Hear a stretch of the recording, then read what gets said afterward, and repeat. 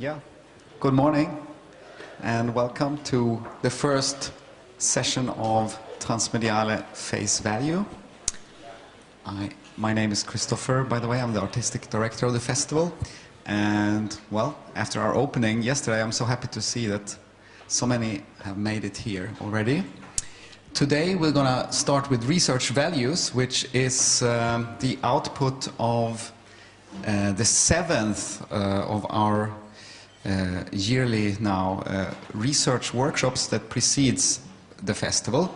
Usually they take place like months before, and they kind of serve as a think tank on the upcoming theme, but also as an opportunity for us together with different institutions to engage with young media researchers and practitioners.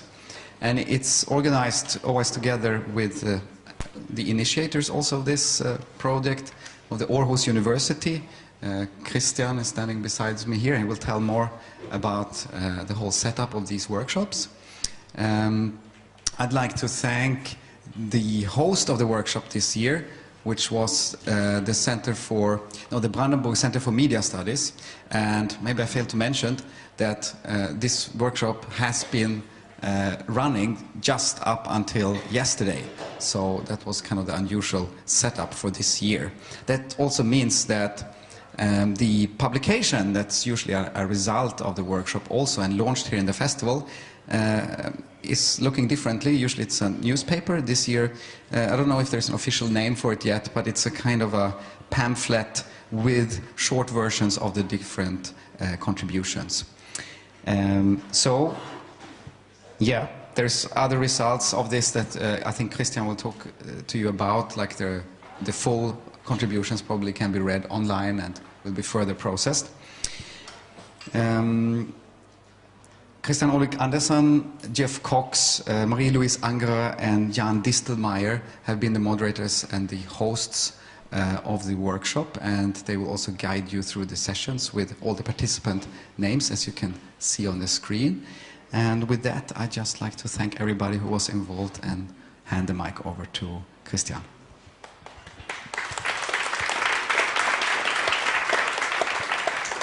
Yes, thank you, Christopher, and yeah, first of all, a big thanks to you, Christopher, and Transmediale, and of course also the designers of this publication. They've been working really hard, Simon Schindele in particular.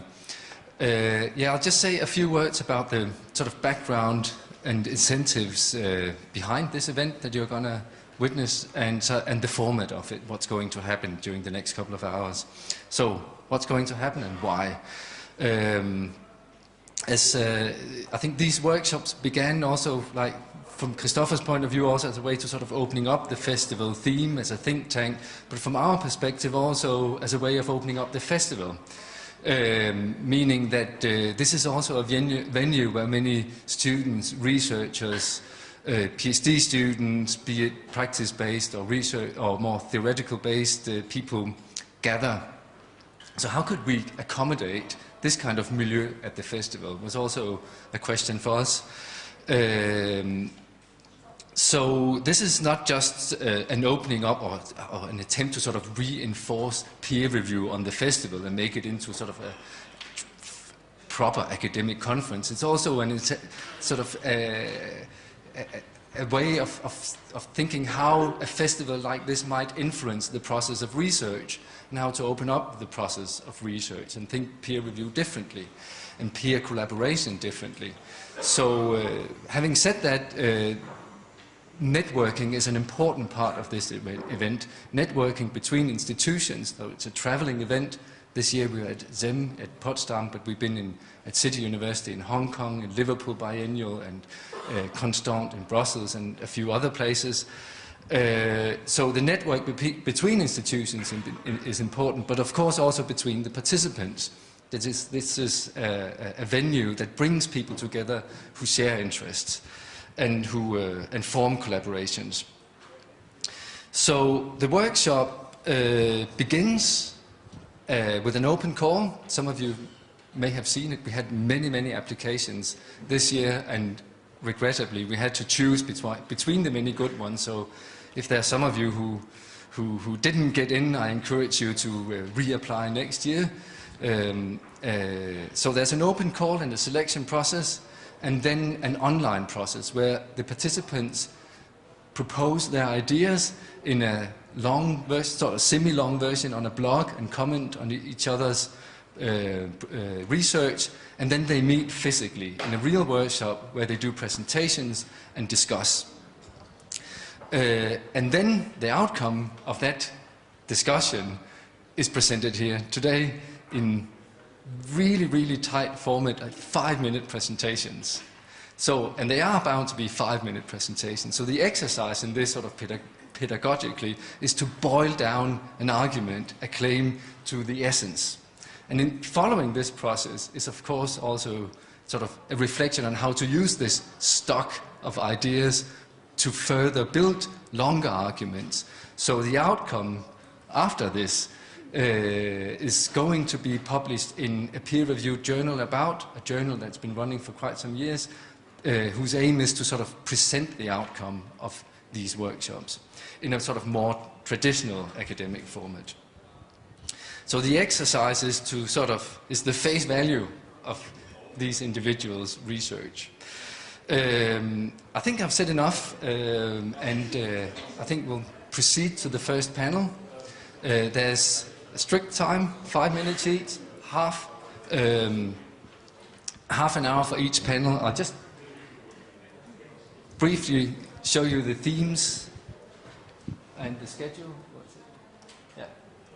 Yeah, the schedule of the themes. As you can see, we're going to go on until 2:30, right? Or 2 o'clock.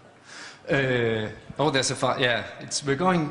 That's an error there, but we're going to continue until 2:30.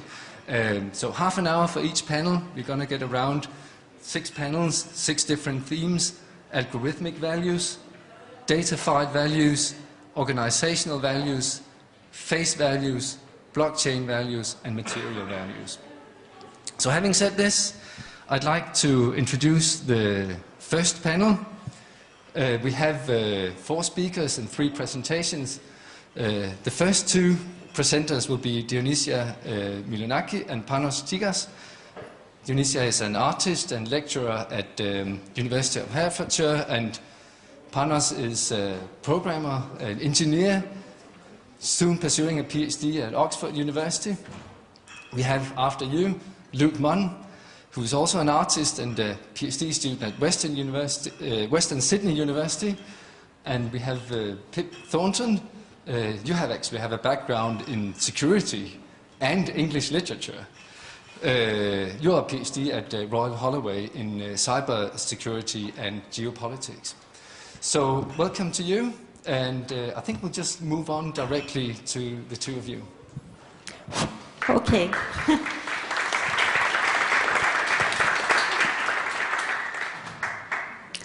Yeah, so let's try to be fast. Yeah. Fake news and toxic hate speech online. So these are 2 areas that big ventures such as Google and Facebook are trying to tackle. So they have been working on big projects. And we wrote a paper to address the feasibility of the endeavor.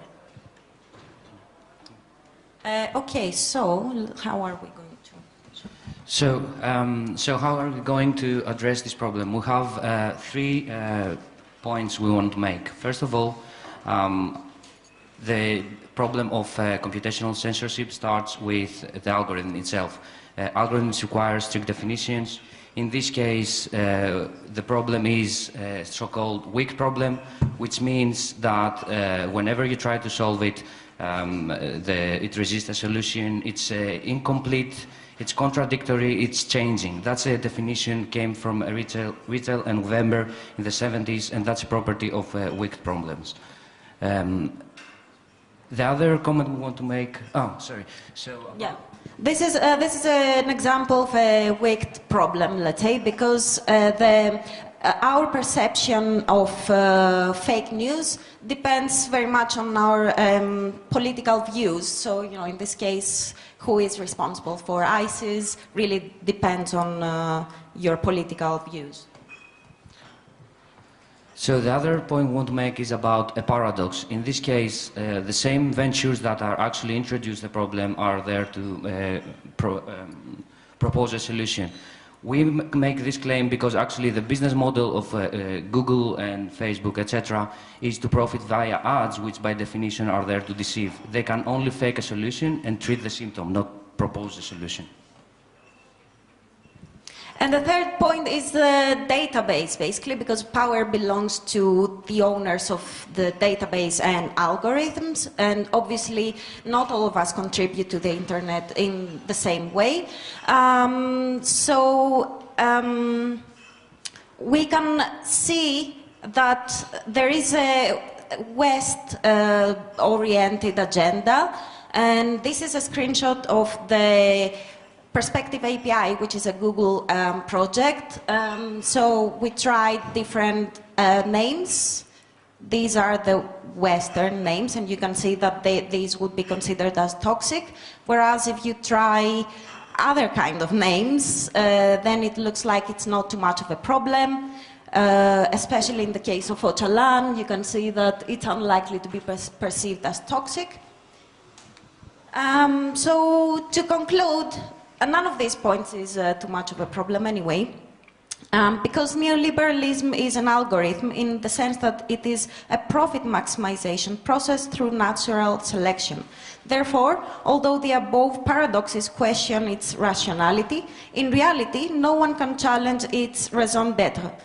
Demographics of data and capital can spread the Western civilized values, fake news can be less obviously fake, and socially complex problems can be formulated, being reduced to the level of technology, without affecting profit-making. So the neoliberal algorithm is resilient and patronizing, capable of remaining legitimate and democratic. Thank you.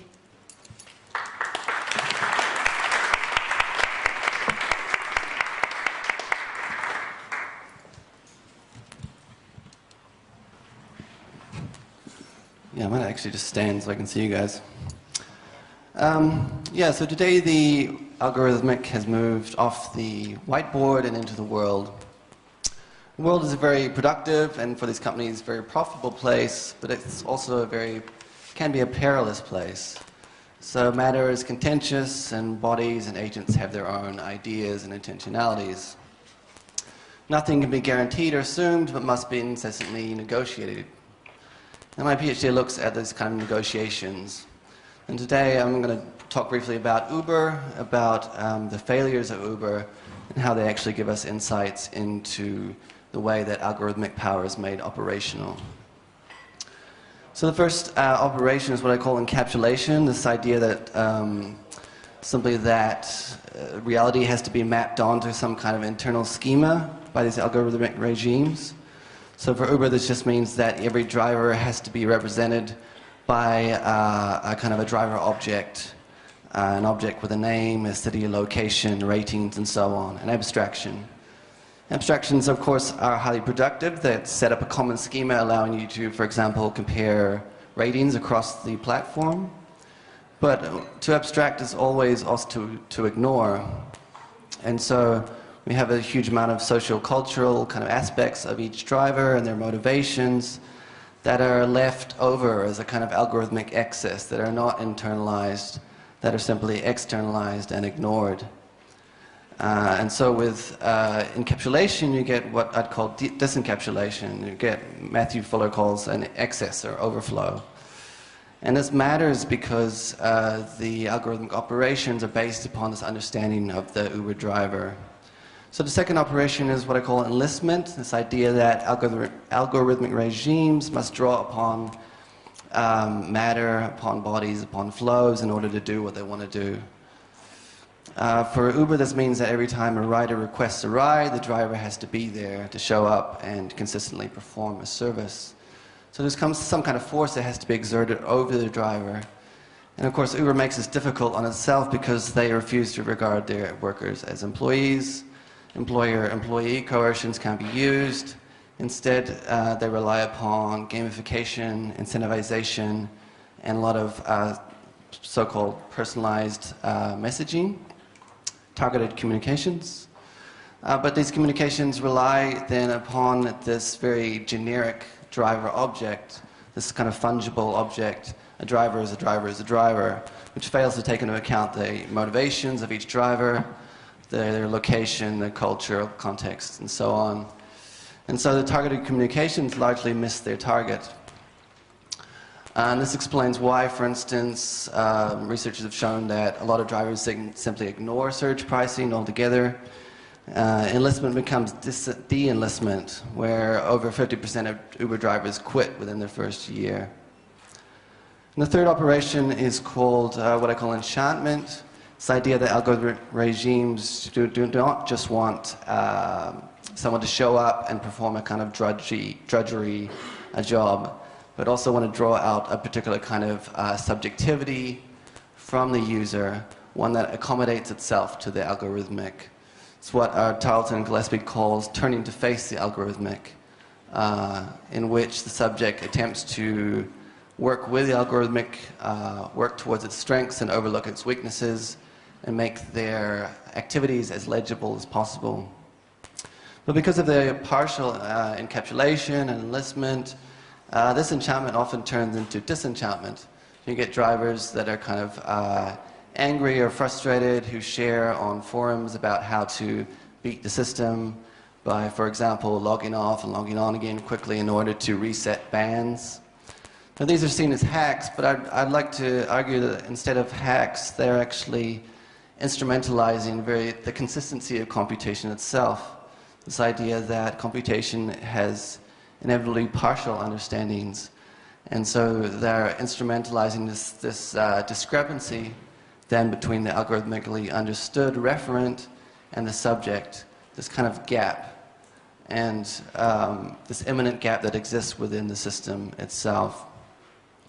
And I think this gap presents a kind of interesting way to think about interventions within these algorithmic regimes that increasingly govern our everyday. Thanks.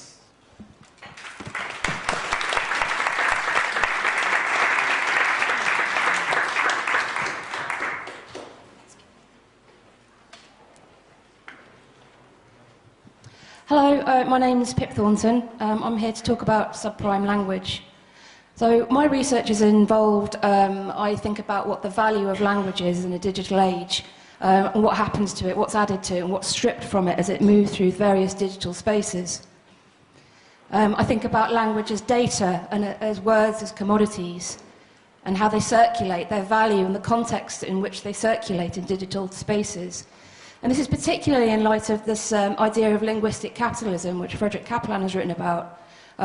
This idea that Google auctions words for advertising purposes, so that the adverts, your adverts are at the top of the search results, and this kind of ongoing effects politically, but also linguistically, that these kind of neoliberal infusions can entail.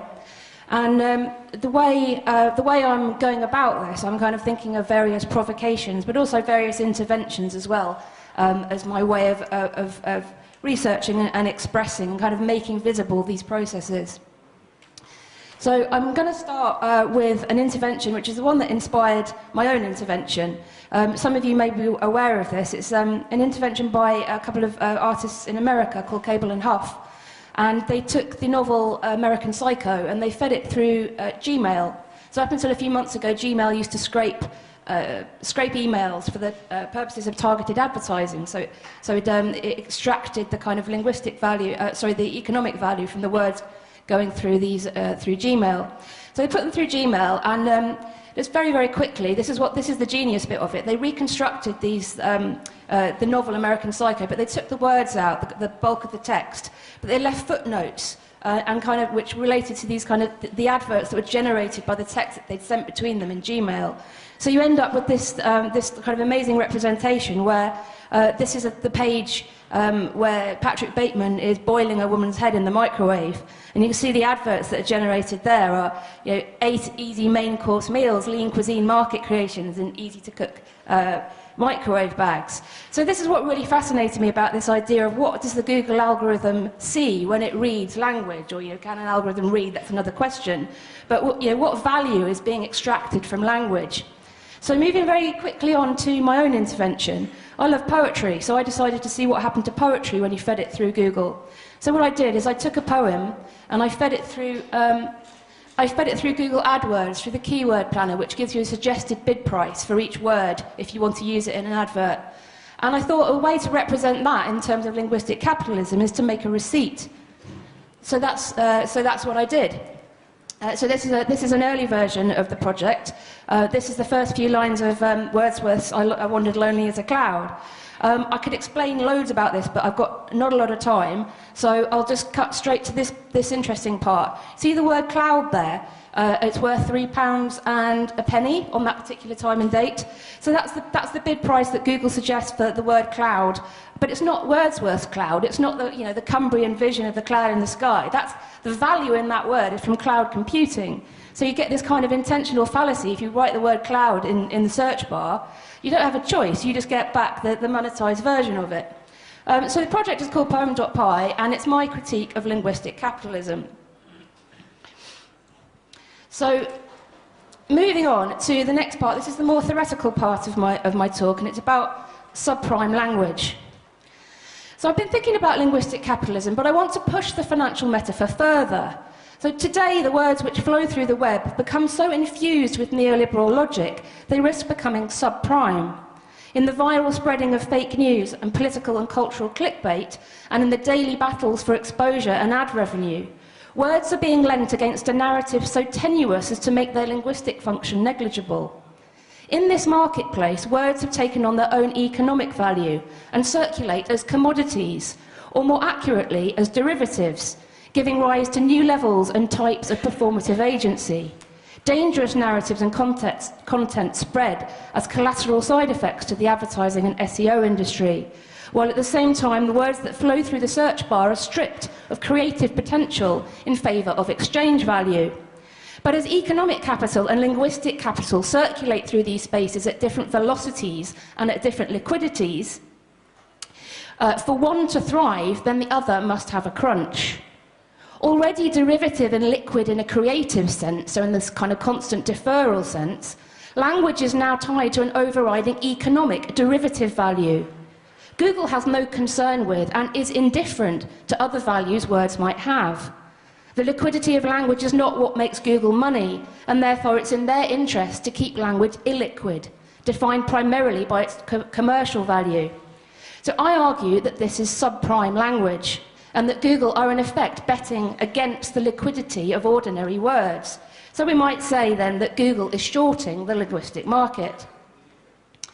I just want to end on this kind of synthesis of the provocations and interventions, or a mix of theory and practice. So just over there, can you pass that? I've just printed off. So this is the full version of Wordsworth's Daffodils here. So the intervention carries on into artistic practice with this receipt printer. But I also, just for this talk, I thought I'd try and join these two things together even more. So this is a very short poem called Subprime Language, which I've put through the system. And I've done it especially for this, just to show how my project and this synthesis aims. What I'm trying to do is kind of reclaim poetry from the algorithmic market, and I want to return it to art in this way. Thank you very much. And I was also reminded of Christian Nygaard, who's the inventor of object-oriented programming, who said that any sort of object-oriented worldview is, you sort of think of the world as objects and classes and functions with variables, and that's inherently sort of a perspective on the world. So any programming involves an understanding of the world, and to him it was also a negotiation of how to understand the world when he did object-oriented programming systems with workers. So the question is, where do you negotiate the algorithm today? Where do you negotiate the variables that Uber uses to encapsulate the driver? I think that's a highly interesting question. And lastly, Pip Thornton addressed what I would say the realism of the algorithm, the value of language in semantic capitalism. So what you also ask in your text, that what's the value of a poem against the value of, say, advertisement copy? When we judge the value of language, we have human values. We value the beauty of language, of a poem. We value whether it's true or not. We value the morale and ethics of language. We value many things, and these are judgments, all judgments of taste. The algorithm, Google's algorithm, probably, as you presented, couldn't care less. It's indifferent to our taste, of the quality of language. But they are interested in our judgments anyway. So language, they are interested in sort of valuing or predicting our judgments, what we would like, what kinds of languages we prefer. So that's what you call that, but that's where you say that language becomes a derivative, and what they actually do is that they are betting against the value of language, if I am to sort of pursue this metaphor. So the question is how to respond in language. Yeah, so that's how sort of I read the panel, and I don't know if you want to respond, or if there's anyone from the audience who wants to respond to this. You're most welcome to grab the microphone. But I think with this, I'll just leave it to you. Yeah.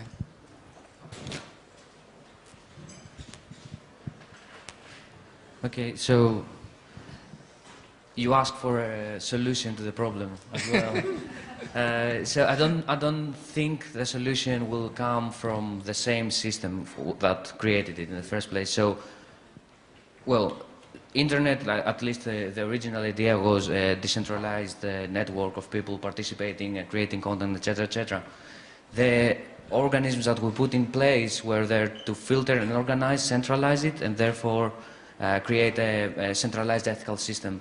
So by introducing an algorithmic layer to the whole system, then maybe you amplify the same ethical biases that you had from these companies. Internet itself has been dominated by the Western culture and therefore the Western ethics. So I think at least what I would propose is like more decentralization, escape these platforms, and totally ignore the solutions that they suggest, because they don't have the motivation to do social good. They have a motivation to maximize profit. That's their business model. Their revenue is coming from advertisements. So anything that will propose will not contradict the advertisements. They will just make better advertisements that look more real, less fake, and less deceiving. No, yeah, I have nothing to add. Exactly. Yeah, I guess for my end, so in the PhD I make this distinction between the idea of the algorithm and the algorithmic ecology. This idea that it's not just script or software, it is not just text, and indeed a lot of these algorithmic ecologies are not produced in the same way as software is. There's a kind of emergent behavior, and that emergent behavior comes out of the interactions between code, yes, but also between bodies, between matter, things like heat and light that still matter in terms of transmitting information.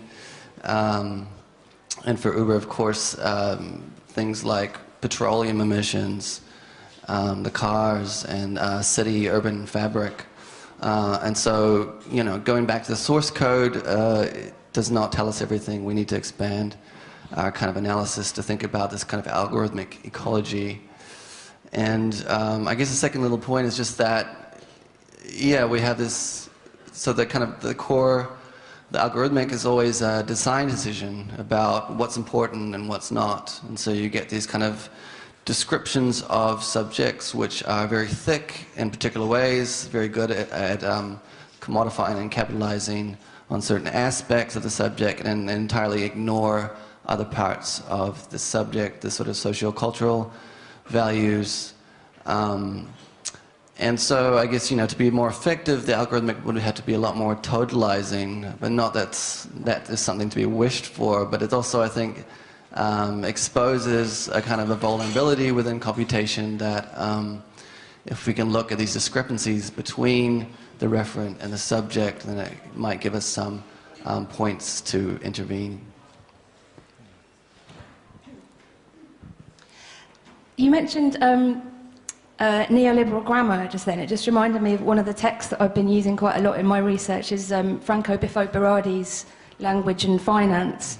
And he talks about the economy being the new grammar. And I always think that's a really, I really like that expression in terms that you can think about the neoliberal economy being the new grammar, in which like language, it's constructing, but it's also the way that we decipher language today, at least when it's been digitized and kind of put through these data spaces, I suppose.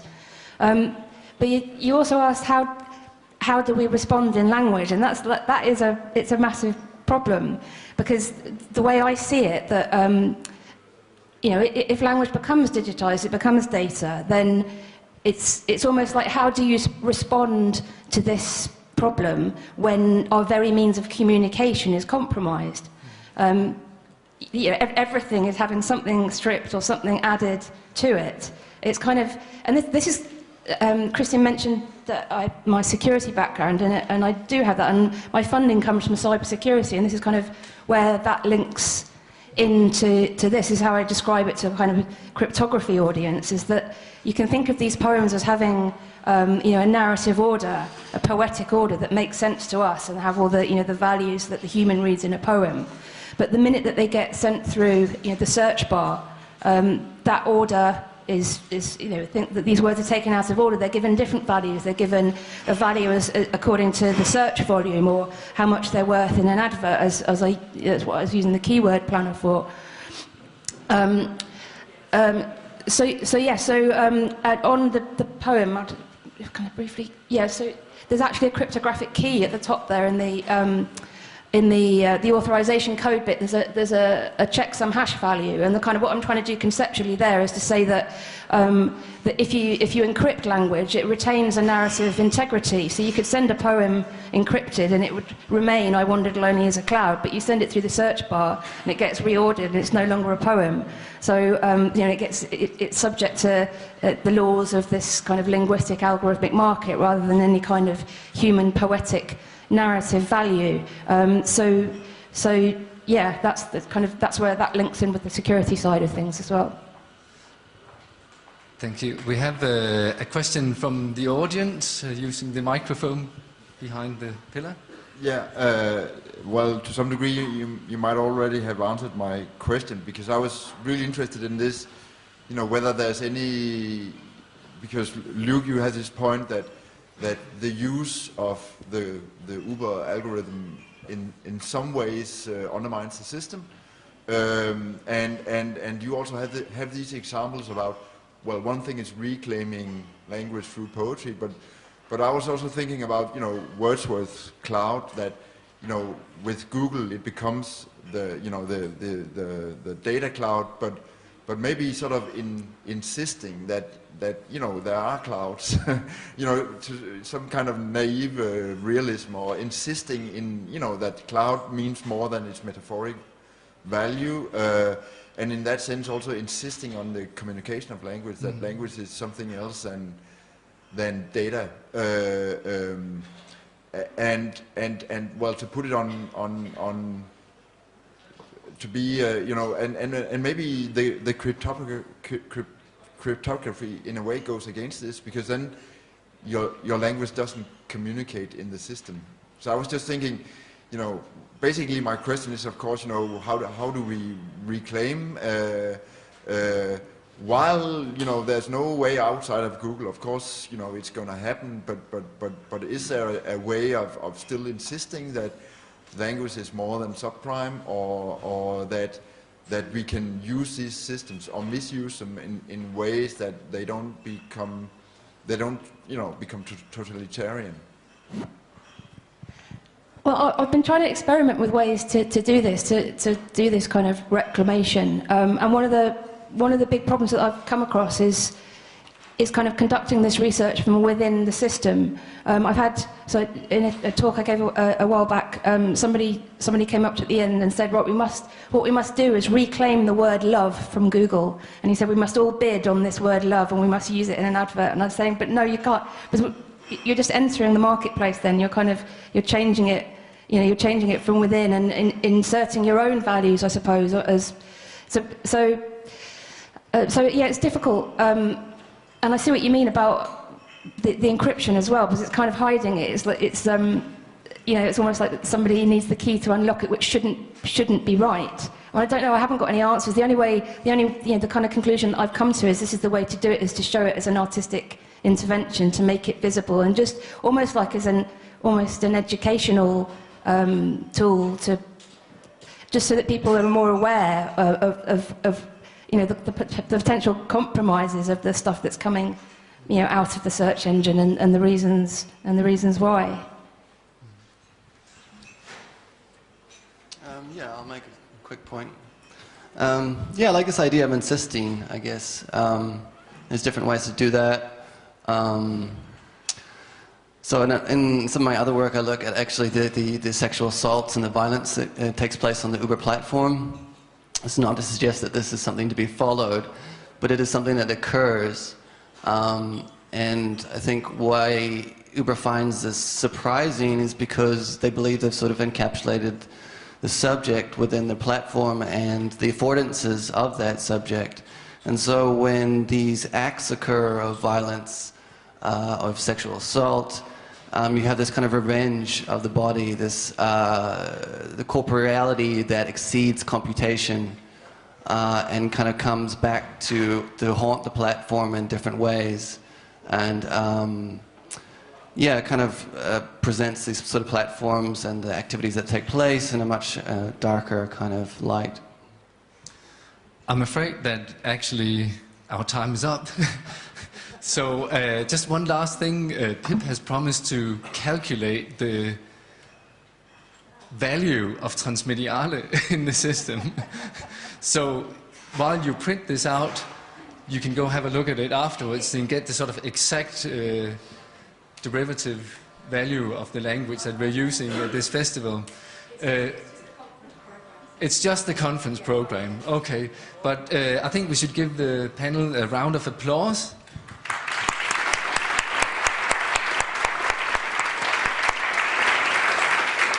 And welcome the next panel of speakers.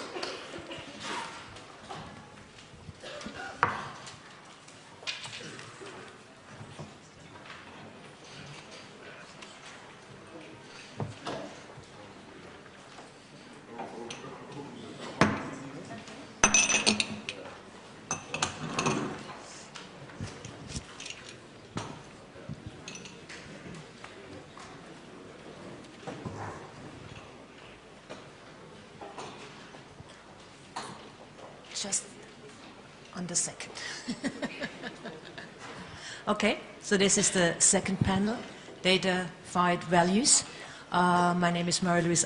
I'm going to introduce very briefly our panel, and we are in a quite luxury situation. We are two moderators, Magda next to me, and the two speakers, Kim Albrecht and Francis Hunger. I'm only briefly introduce the three. Magda is a co-writer and researcher and an assistant professor at Aarhus University.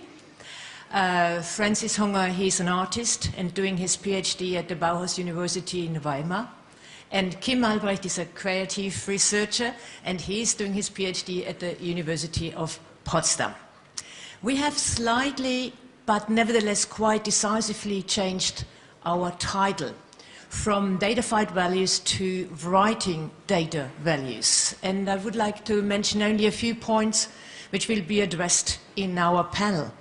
Values are not derived from data, but data are inscripted values. And this process is a process of translating, of differentiating, and drawing a line. A different signifier means a different word, means a different thing, means a different map, a different territory. This open process of producing or production has to be called work instead of surveillance, as Francis has put it, as an ongoing producing system of values.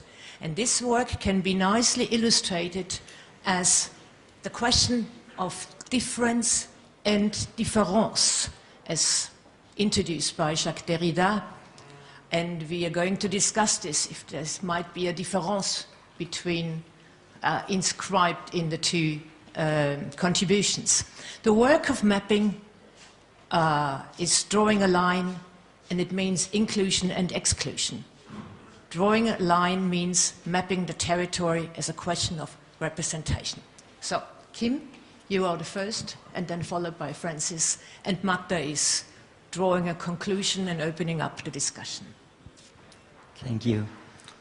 A map is a map of a map.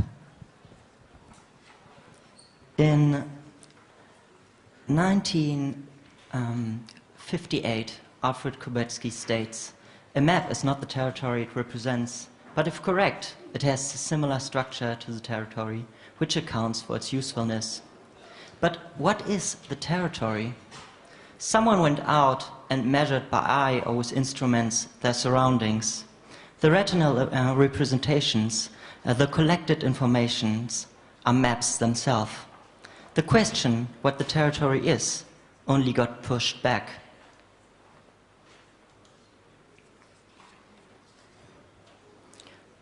This is not a pipe, writes René Magritte. But what is a pipe? Pipes are just what we distinguish as a pipe. Is a hookah the territory of Magritte's pipe? There's no direct territory to the image of the pipe Magritte drew. We distinguish what a pipe is.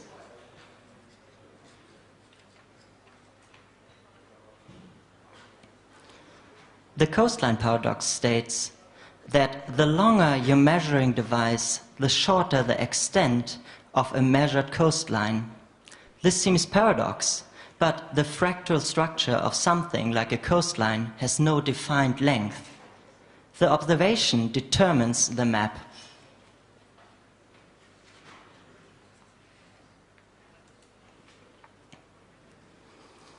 In the 1930s, two designers looked at an empty intersection and marked it as the town Argloe in the map as a copyright trap for the competition. So if they copy their version, they will know that they copied their version. And 20 years later, this happened, that they actually found a competitor who plagiarized the map. That's at least what they thought. But within the 20 years at that intersection, the intersection became busier and busier because the map was so widely used. And a little store opened at the place. So the map became the territory.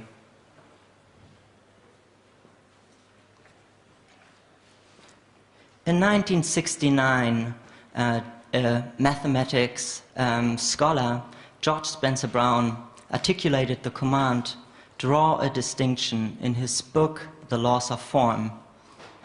What he tried to do, or what he tried to create, was an origins of mathematics. And the smallest units for him was a distinction. The smallest unit was an observation. And with that observation, the creation of form.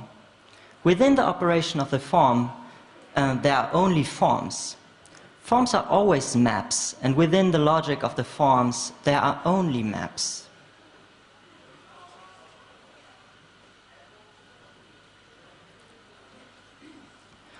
The map-territory relationship suggests an end, some ground truth at some level. The notion of the form always questions the observation and asks for two assumptions made.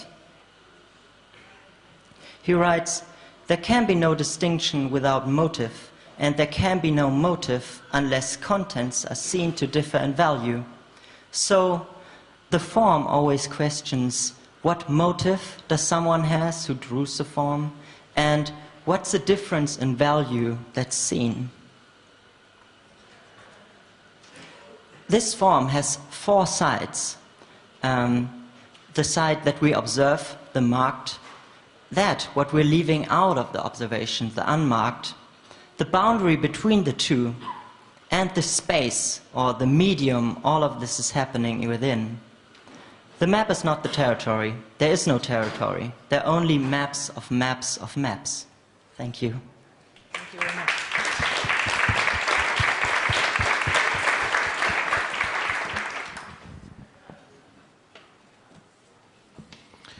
Yeah, I'm gonna read a very dense text, so you may want to refer to the research blog to explore it further. It's called Computational Capital. Yeah. Transactional data is recorded when an action takes place and is documented. What we currently perceive as an excessive increase of data collection is the degree to which the production of a specific kind of data is expanding. Through this process, we witness the early traces of another incarnation of the capitalist economy. In 1489, the Italian monk Luca Pacioli published a chapter called Particulares de Computis e Scripturis that prominently discussed techniques of double entry bookkeeping. So he kind of introduced double entry bookkeeping to Europe, more or less. There's an example of it. The double recording of one and the same transaction created a new epistemic relation called transactional data, a relation between, on the one hand, a periodical logic, and that is entry and exit, and on the other hand, a topological logic, and that is goods and capital. So it creates basically new knowledge about what you are actually doing as a merchant. This new kind of transparency blended in with a larger trend of depersonalization of capital in the early Renaissance age. Capital was no longer bound to the familia, but now it was bound to the compania. Transactional recordings helped to establish a complex and depersonalized, abstracted commercial practice. From now on, we witness a steady algorithmic production of data to generate knowledge which provides the individual merchant with the advantage against its own competition.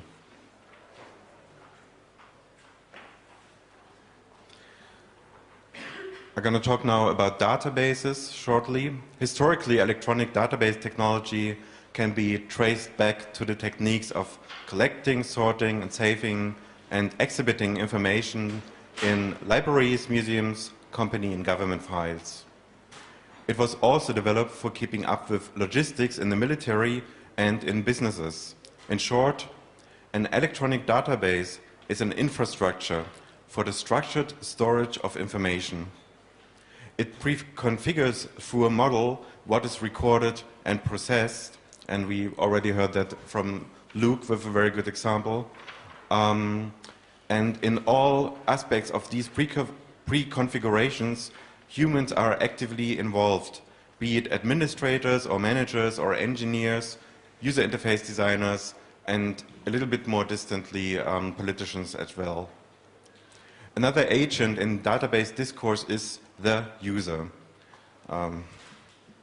Today, with each query on a search engine, with each spatial movement recorded by smartphones, with each act of consummations, users produce voluntarily and involuntarily transactional data.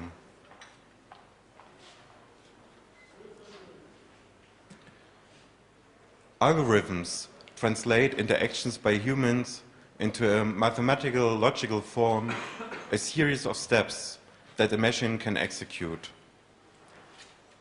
An information model or a scheme is the decision about what gets included and what gets excluded. Data is that what has been recorded and included and not has been discarded. In short, a database system is a frozen discourse updated with each query. It allows to address and capture the attention of individuals and their subjectivity. The modus of capturing attention is the amplification of difference. Since attention capturing may be adapted by gender, race, ethnicity, class, or other social categories, database systems are absolutely suited for inscribing this kind of difference.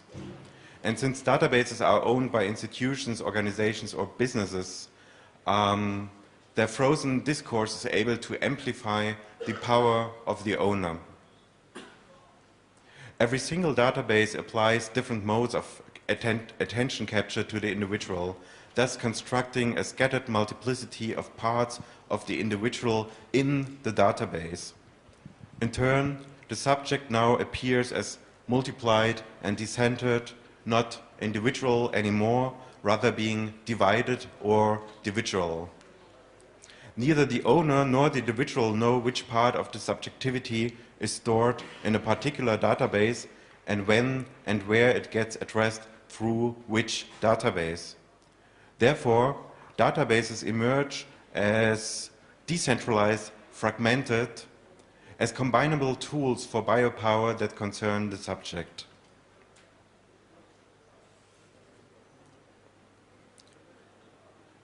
This biopower is driven by computational capital, the disposition about transactional data, computing infrastructure, and the knowledge of how to operate and control it. Akin to the medieval merchant's double-entry bookkeeping practice, computational capital allows us for the recording of transactional data, that is, the recording of interactions between humans. Subsequently, computational capital allows the capital owner for acting upon the information generated from the data. Users thus produce value in a double sense. Not only do they invest their own subjectivity in form of creating content like the endless videos on YouTube and any kind of chat that we have on any kind of platform. Rather more, they produce value since every action that they perform is recorded and translated into data. Computers do not understand meaning. Whoever writes a query looks for a mathematical formulation of deriving difference from a data set to eventually generate meaning. Since the goal of any query is a result that can lead to grabbing attention, for instance, a consumption stimulus, it is in the nature of querying to formulate it according to a difference, which can be family state, status, age, sexual interests, and so on.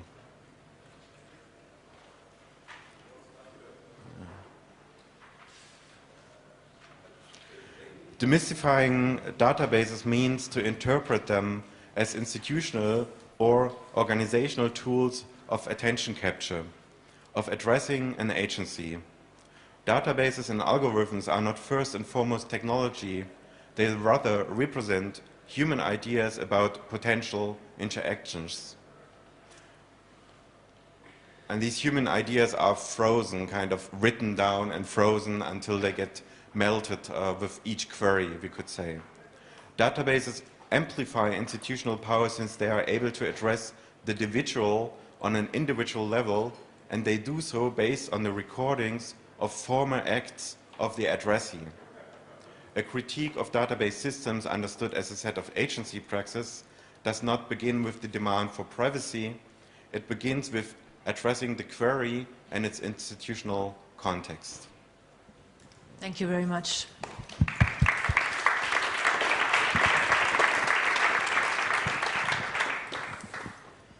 So before we open this panel to questions, I'll just briefly want to summarize some things. Firstly, to refer to the change in the title from datafied values to writing data values, because this title recognizes and reflects on what was said in the two papers, where the concern of the two papers is really with the process or procedures and that are part of a practice of collecting data and creating databases and mapping territories and creating new places on those territories that are mapped. In both papers, collecting data does not mean just the point of its registration, of its recording, but it it is more of a creation of what I guess Luke interestingly introduced in the previous partner, creating of ecologies. And what those ecologies might include is that they have practices, they have procedures, they have numbers, they have bodies, they have number of different other activities and points which are part of this data collection. And there's also, but bringing in ecologies, I guess, introduces this kind of tendency of, or maybe an expectation to consider data as nature, as something that perhaps can sort of objectively exist and can be classified or observed and then reported to us as truth. And this is exactly what the two papers, I guess, start to question and take into problematize in one way or another, where data and databases and practice of making data is not the kind of practice that somehow is able to objectively mark bodies or territories or areas, but also it is a practice that is that revolves around decisions of what is recorded by whom and how.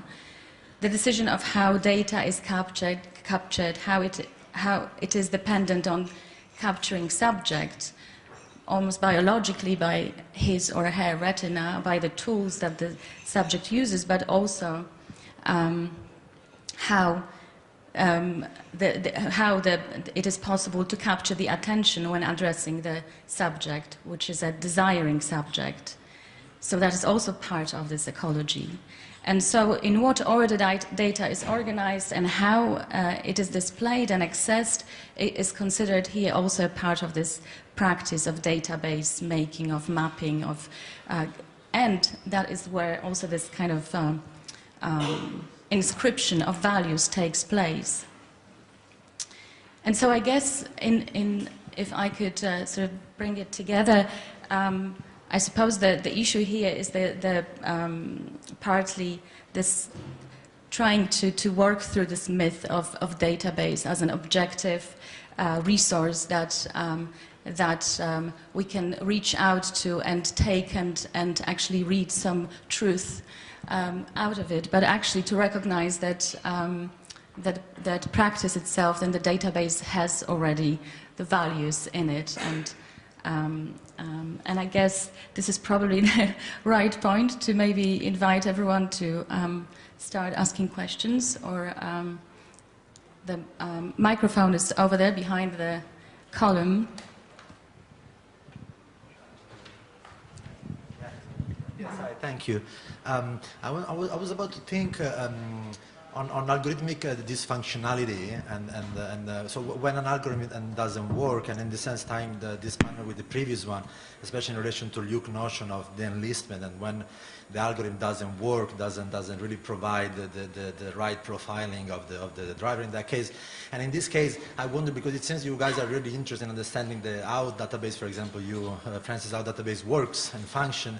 And I'm wondering if it is as much as interesting also to look instead of how and when database doesn't work, when database dysfunction, and in that sense also for Kim, the reversibility between a map and territory, trying to map when this reversibility is ambiguous and doesn't happen smoothly. I wonder if you are interested in that, especially because in Luke's point, I think the idea of the enlistment, the idea of an algorithm that doesn't work well, in that specific case, I thought it was a space for political agency, and then I sort of realized that maybe it's actually functional to enlarging the pool of drivers to create this generic object more consistent and more effective. So we don't want Uber drivers to be too affectionate to the platform. We want them to work for a bit, extract data, and then we want to enlarge the pool and have other drivers coming in. And in this sense, this function is functional.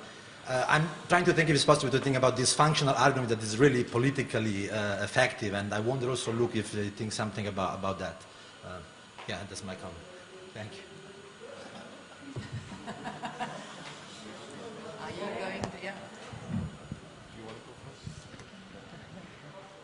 Yeah, I really like the question.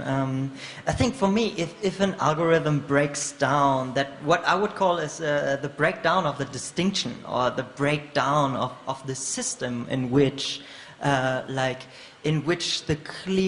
clearness of this databases and the way they're written into functions. And I mean, one of my favorite examples is this. Is with the emotions of Facebook. Facebook allows us to have, I think, 7 emotions, and that's it. And they're very clear. If I look into like any of your faces, I'm not 100% certain. So it's like always this uncertainty that's happening there. And if this system of the 7 different categories, and there's no other emotion I can have within that system, breaks down, that would be a breakdown of the distinction, of this kind of categorization, of this hardness. So it could be really interesting to explore that further, yeah. Yeah, I would add, let's throw smut on algorithms, yeah. Lots of dirt and smut, everything that is somehow able to not be computed well. This seems to be a good strategy that you can do individually, but even more important, commonly together, because then you create bigger power in doing so. That's the one thing.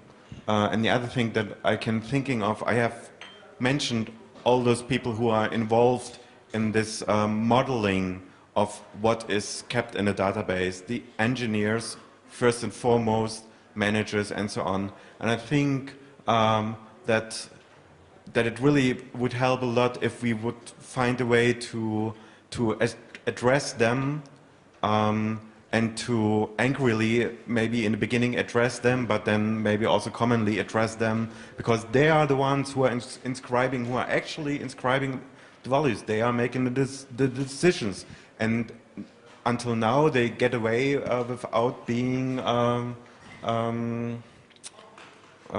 without that anybody kind of takes them as responsible for that.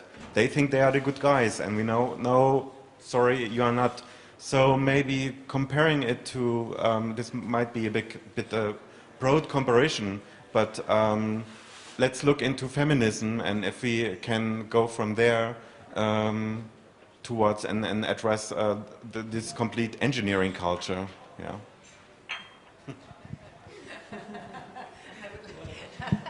It's not, I mean, because you were looking at me and saying, let's go to feminism, but I was thinking, maybe, this is the time is ripe today, and actually yesterday, at the opening of the transmediale, there were so many contributions showing in the more or less, not in the same direction, but in one major direction.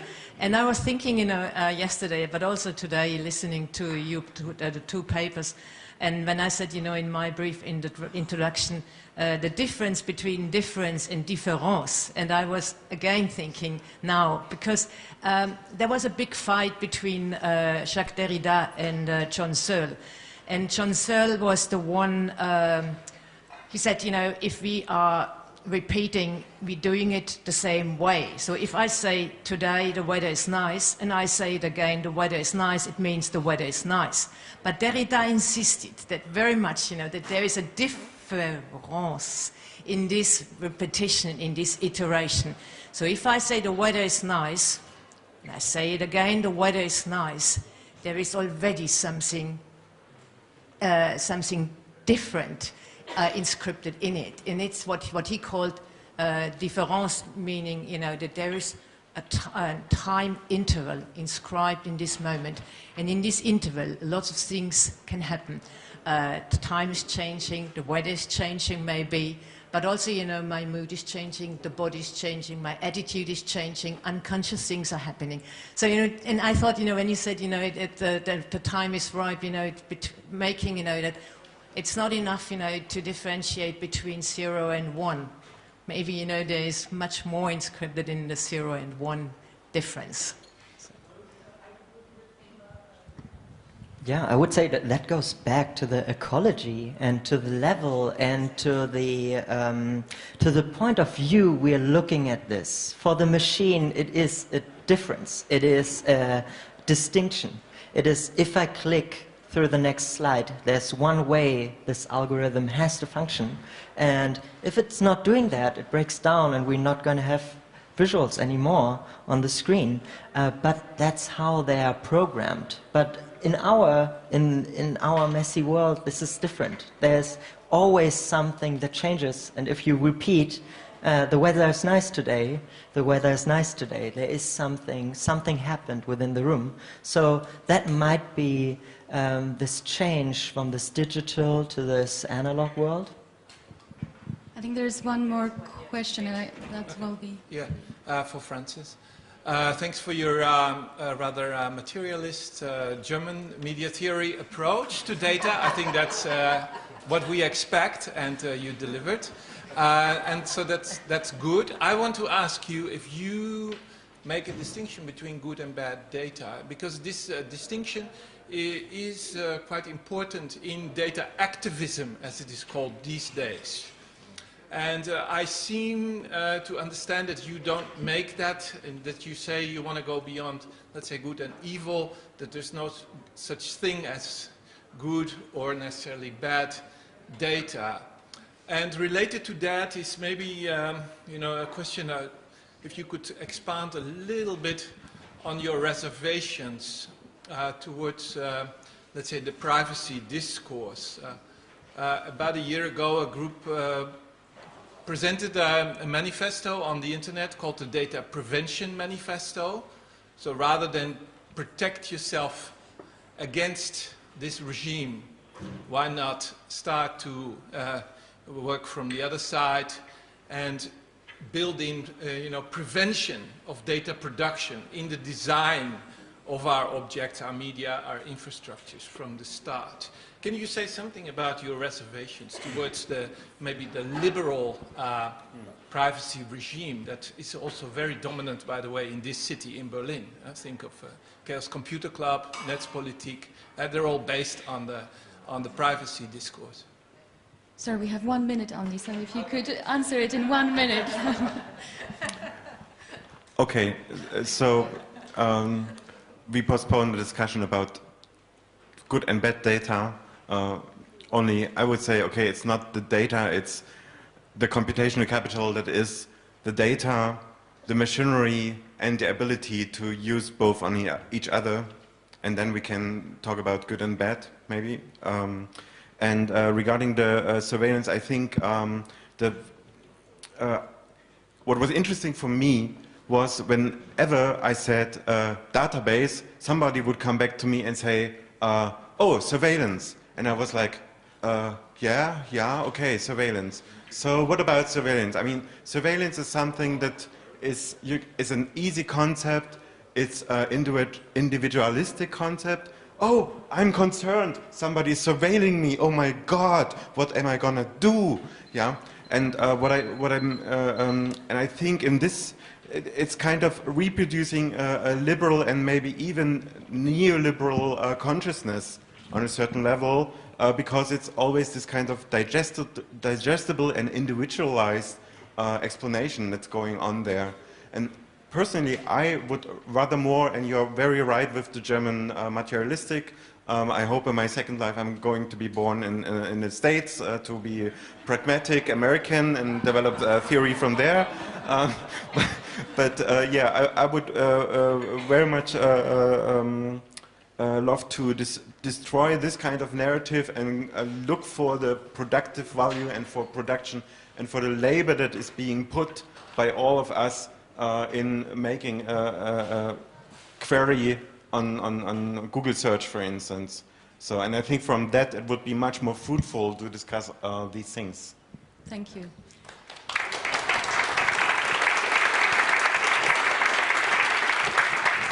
So then there is our next panel. What is it?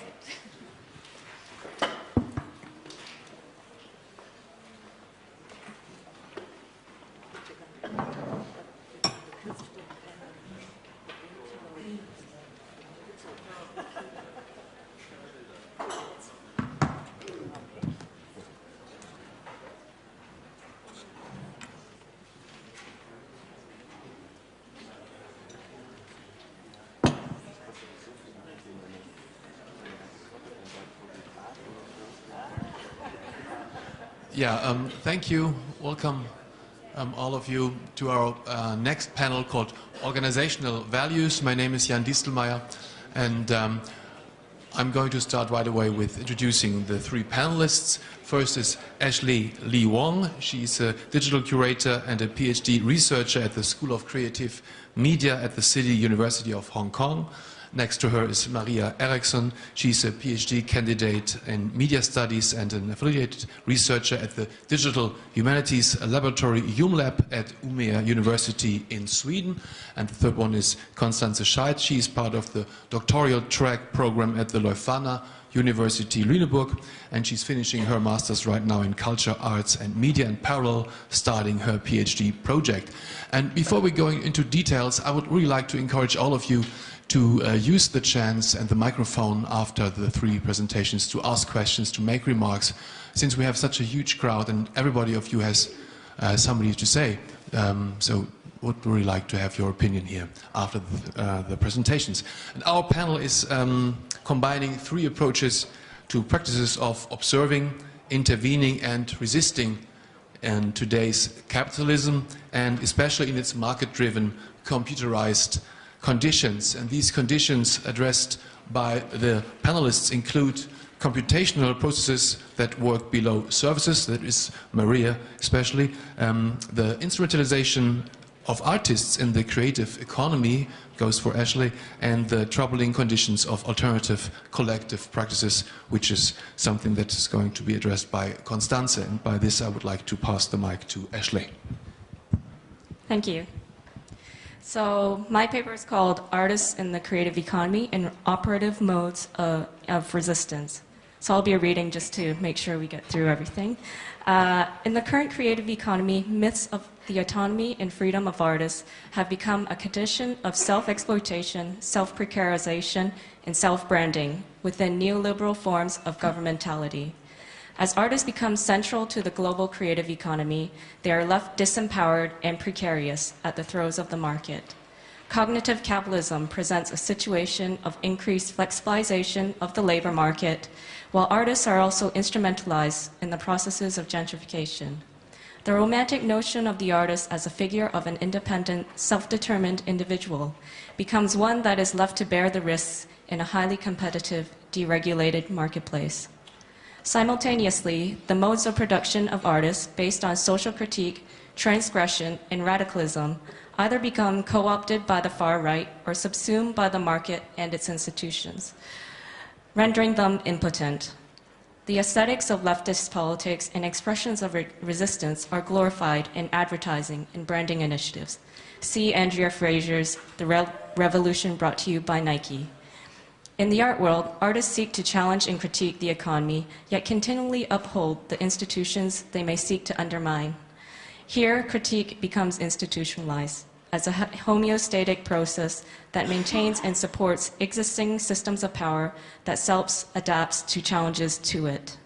Within technology, the Californian ideology is founded upon radical libertarian counterculture, together with neoliberal free market ideals, which has led to Silicon Valley emerging as a dominant economic force. Technological innovation constantly searches to disrupt and revolutionize the industry without ever challenging its underlying logics. We become caught in a situation of changeless change, in simulations of progress, as technological innovation continues to perpetuate the inequalities of wealth and power. Moreover, the tactics of hacktivists can equally be used for racial profiling and online abuse by right-wing groups. This shows that these technologies and tactics employed by artists and activists can be used for both social change and destruction. The internet and social media, initially celebrated for its civic and revolutionary potential, no longer stands as a tool of liberation. Artists urgently need to find new tactics in today's neoliberal economy to regain agency as creative actors in society. Infrastructures create power relations in which we are embedded. Perhaps what needs reconsideration are the infrastructures, as well as the roles and narratives around artists and creativity in society. Just to shift the tone a little bit, when considering the context in China, where I'm currently based, It presents an opportunity to rethink notions of resistance in cultural development.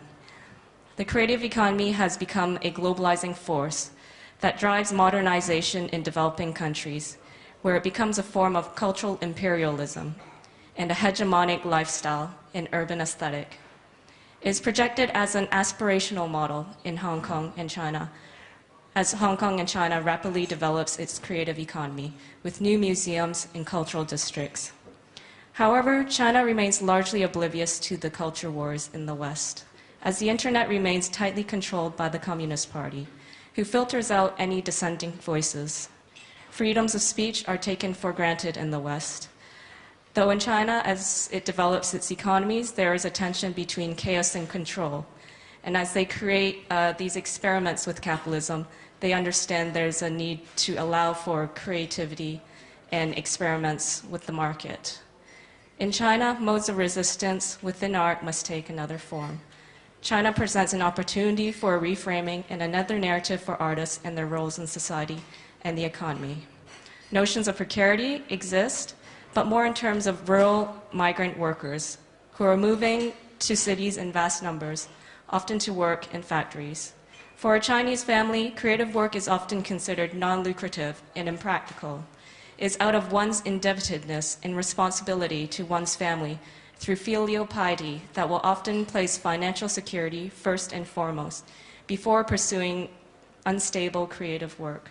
The notions of saving face often becomes more important when considering a career in art. Perhaps the model of art and industry is flawed. What new models for culture can we imagine where artists can truly play a crucial role in shaping the future of the world and economy without being complicit, instrumentalized, or subsumed by it?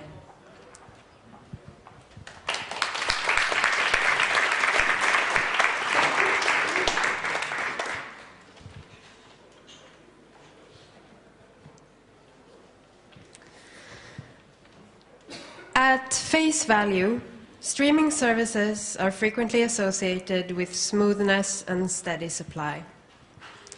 Drawing on metaphors of aquatic flows and currents, streaming evokes an imagery of data as a peaceful and precious natural resource. Yet, below the seemingly calm interfaces of platforms, complex data arrangements reside.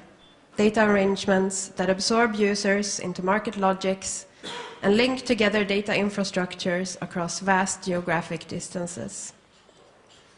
Often, these modes of ongoing data capture remain difficult to grasp and see, only becoming visible in special instances, such as when our phones announce excessive battery drainage. As Lev Manovich reminds us, engaging with cultural objects through an interface involves engaging not with predefined static documents, but with the dynamic outputs of a real-time computation. Even if a software program might appear as a stable environment, it is always in motion and involves continuous background activity. This implies that software constantly does stuff without our direct knowledge. It moves in ways that are not immediately seen, and especially so in the case of streaming, where data is delivered in real time. How can we, as researchers, observe and intervene in such processes of streamed value production and begin to inspect the politics of the data transmissions that a single and simple click might trigger? As software systems are increasingly deployed to listen in on digital communications, we need to develop strategies and methods to overhear and study their actions. We need to make hidden data transmissions speak. Not because this could help us reach an inner essence of truth with regards to streaming services or other online platforms, but because it could help us establish a starting point for formulating questions and critique. In order to do this, I believe we need to resist the push to approach network infrastructures at scale and at the heightened speed at which they operate. Instead of amplifying the scope and pace of our observations, we need to find strategies of slowing down and zooming in on data traffic. We need to remember that data infrastructures are not only large, but also small. And along this line of thinking, I suggest we focus on the domain of data packets, the smallest units of data into which online communication is split. What could we learn from observing packet transmissions? And how could the unit of the packet serve as an entryway for considering the organization of stream data infrastructures? By eavesdropping on packets and their travels across networks, we may, for instance, begin to map the actors involved in transforming online behaviors into capital, all the way from backbone providers to ad tech companies. Embedded into packets are also numerous tiny fragments of codecs, protocols, software solutions, encryption models, and compression strategies on which specific services run. Excavating such information reveals the messiness, dependencies, and hybrid natures of online services, as well as the instances of turmoil and failure that frequently mark their entanglements. Yet packets are not fully transparent. They also highlight the things we cannot see: territories of encrypted data and the full history of the travel routes, origins, and destinations of information. In this way, packets point to the limits of sensing and knowing our own data and remind us of how ownership of data often lies beyond our control. So in contrast to the vast scale of data infrastructures, I ask, what would happen if we studied data infrastructures through some of their smallest elements?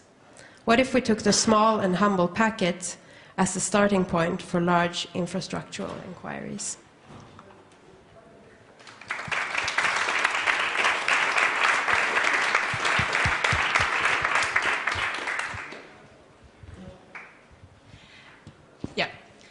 So it seems that there is a lot of struggling going on. At the opening yesterday here of Transmediale, I really felt how the urge to find a way to address the problem and to deal with it or take care of it was determining the situation.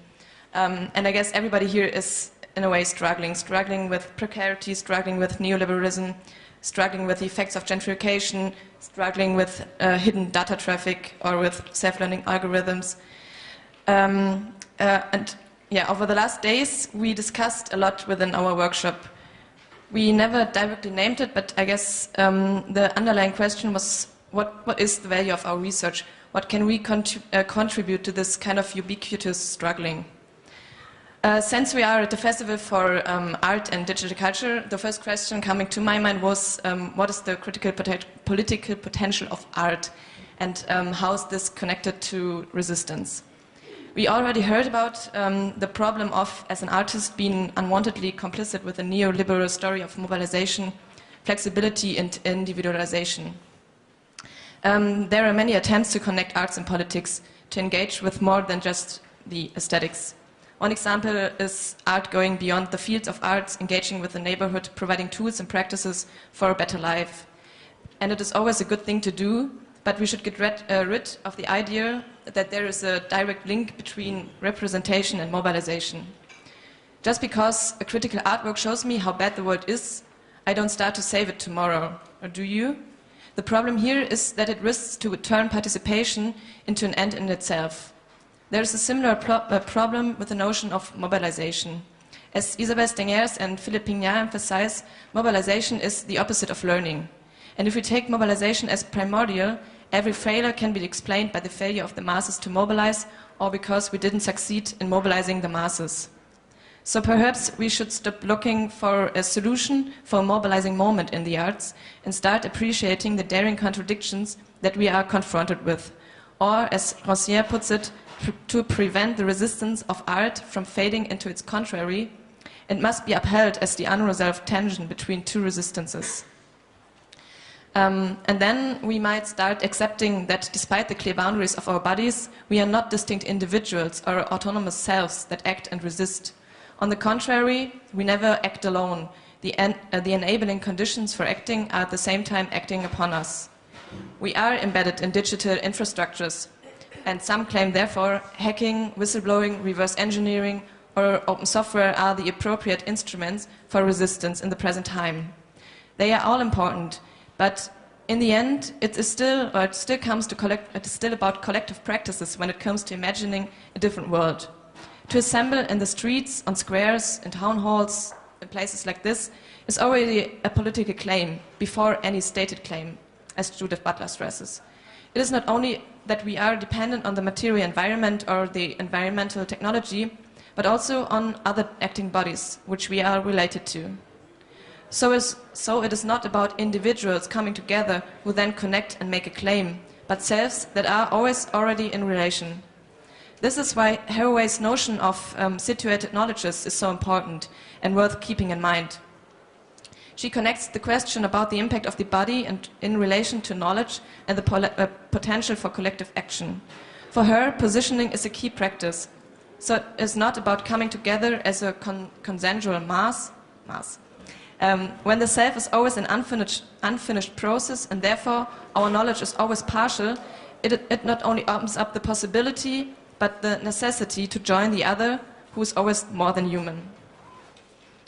When we couple the divergent struggles, when we acknowledge the paradoxes and contradictions, we might make them start moving by playing with them, by making art out of them, and then transform them into new questions, and then start all over again.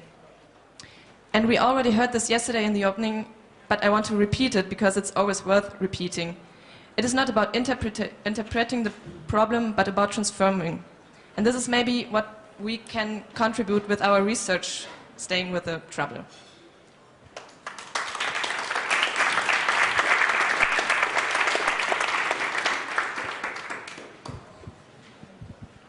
Thank you very much, all three of you. Are there any questions or remarks right now? If there aren't, I would like to start. As I said in the beginning, all the papers are dealing with questions of observing, intervening, and maybe resisting, which is the third thing that we maybe should talk about right away. And so practices and conditions are very much on the table here, and I would like to start with the question for Ashley. You talked about the modes of resistance in China that must take another form or other forms than maybe in different contexts, and especially in Hong Kong. And I would like to ask you if you could say a little more about these other forms you're talking about.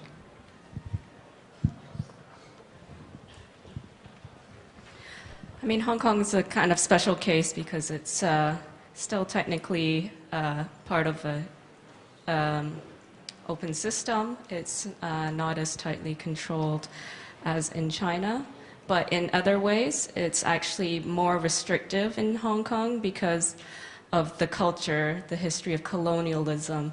The people are just tend to be more rule-abiding, and my aunt used to work for the Economic Trade Office, and she said that the ways in which the internal structures are organized, the British basically implemented various protocols for them to basically follow.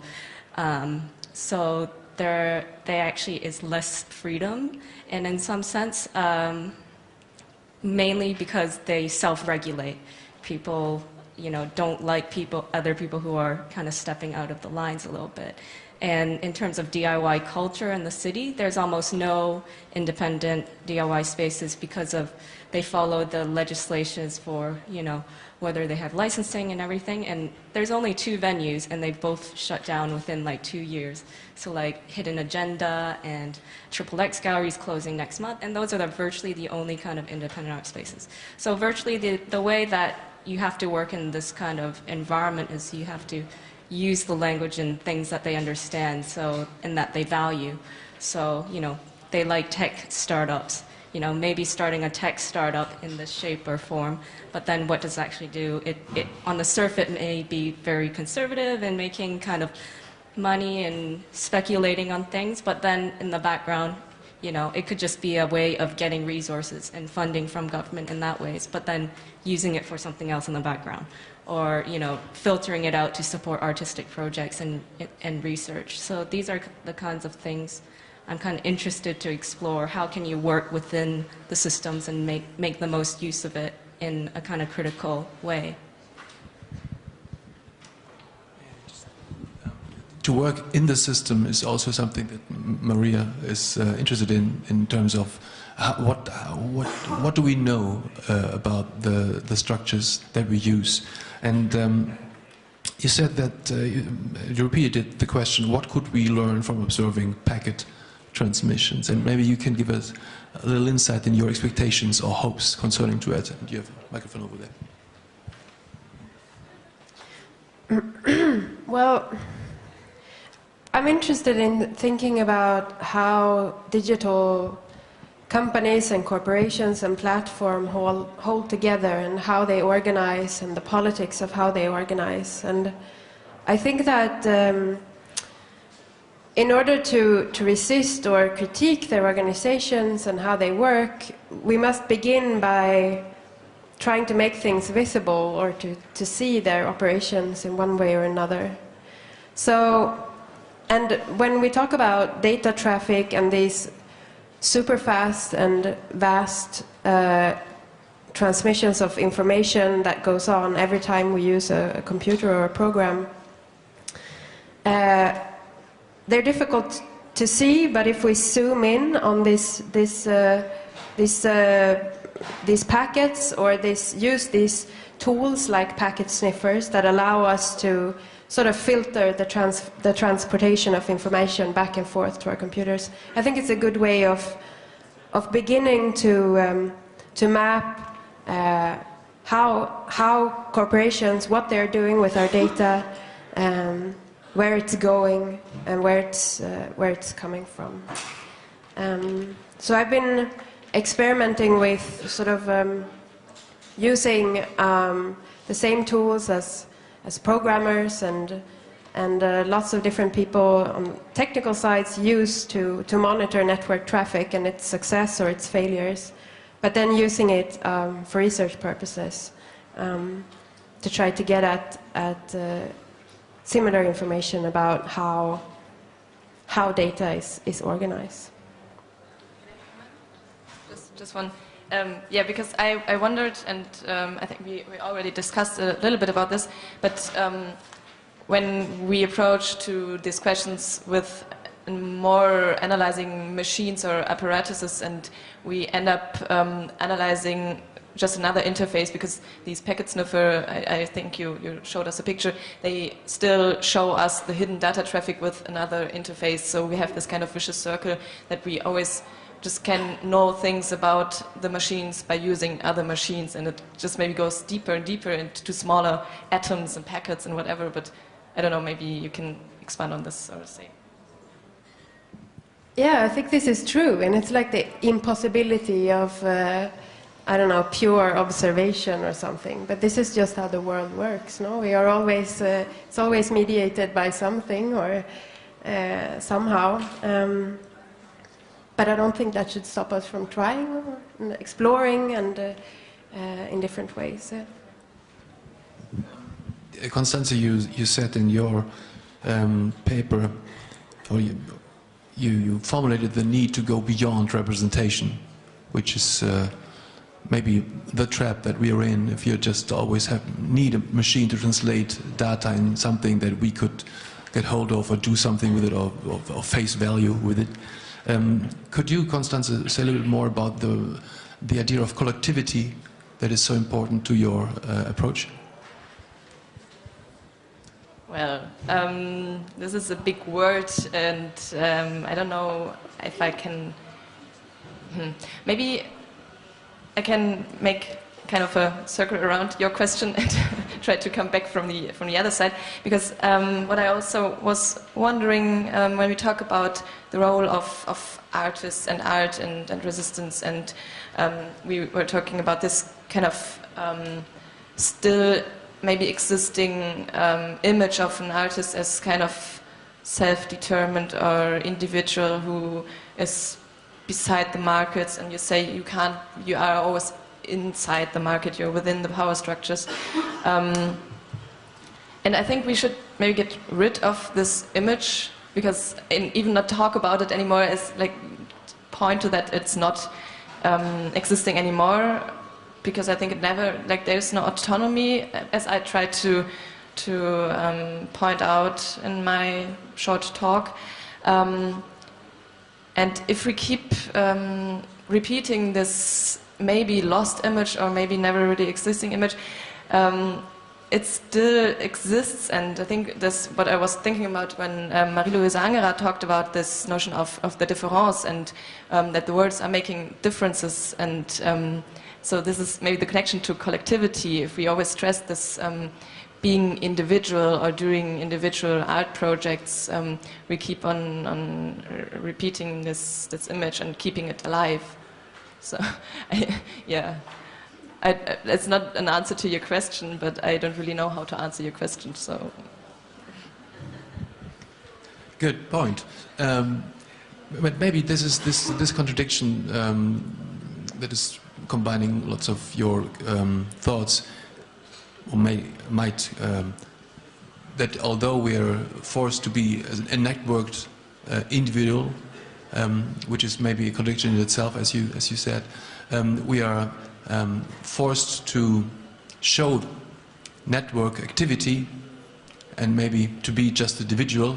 At the same time, by networking, we are forced to present ourselves as an individual, as something that is just has identity and something to sell by it.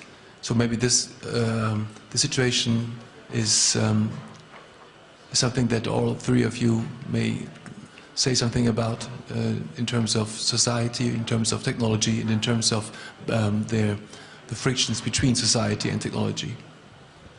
Maybe you could start. So you said we are forced to present ourselves as individuals, right? Did I understand right? So. Yeah, to make a career. Yeah, to make a career, that's right. But that's why when we're still thinking within this kind of logic that is existing right now, but I think it's a part. No, we'll come back to you. I mean, it's about, yeah, and this is maybe what it's about, doing research to try to find ways to think differently. And 2 days ago in the workshop there was this question about the limits of theory, and of course there are limits, but I think it's really important to also approach this on a theoretical part to show that there is a different way to think about this problem, and we don't have to present ourselves as individuals. We don't have to go this career way in the academic world, which is a tough world to, if you want to, I don't know, be successful. But I think there are also different ways of being successful within the system. And as you say, you can't go outside, you have to change it within it and try to keep struggling through it. Mark, your question maybe.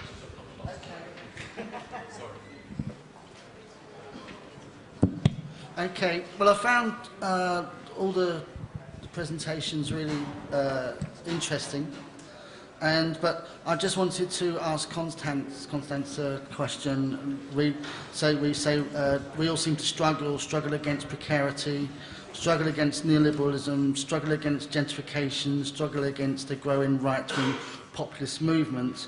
And then you say it's important to get rid of the idea that there is a direct link between representation and mobilization, which very much kind of was the kind of Occupy kind of lots of that happened in Occupy quite a lot, as well as education and self-education and autodidactism, which I quite valued. But moving on from that, just because a critical artwork shows me how bad the world is, I don't start to save it tomorrow, do you? Perhaps we should stop looking for a solution in the arts and start appreciating the daring contradictions that we are confronted with. And I found that quite poignant, and I was just wondering if you can share with us some examples of artists, individuals, or occasions where there's something out there that reflects what you've just said there.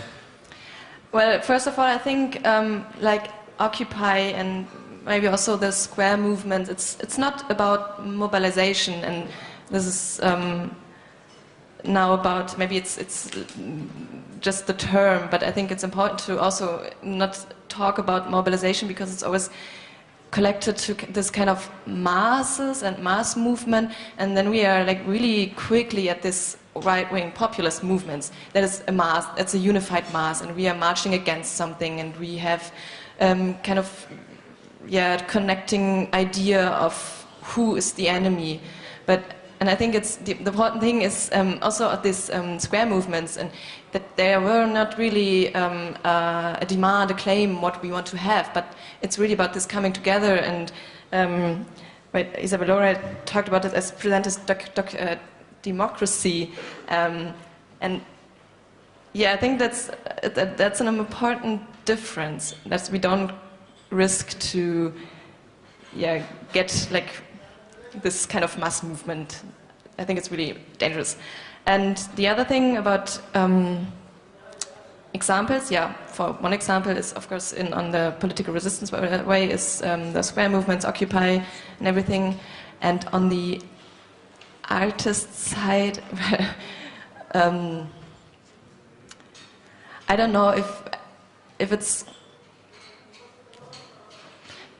I think I don't want to give an example now, maybe there are some, but if I now say, okay, this artist is doing this or this collective is doing this, I point out to, and there are a lot of collectives who are doing this, and it's always about this kind of, for me, artistic collective practices, not one artist doing one piece of art, but this process of doing things together, and that can have a lot of different things, and maybe I'm talking too much, so I think it's not about pointing out one specific example, but maybe more really about this way of approaching and about of thinking. So sorry. I'm afraid our time is up. Sorry. Thank you very much.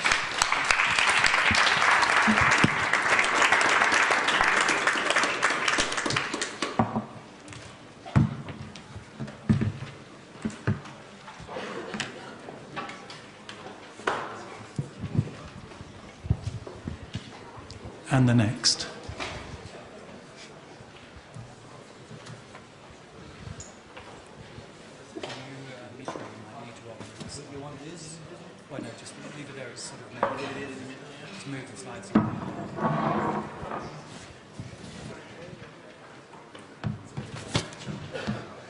Okay, moving on. You can see the title of this next panel.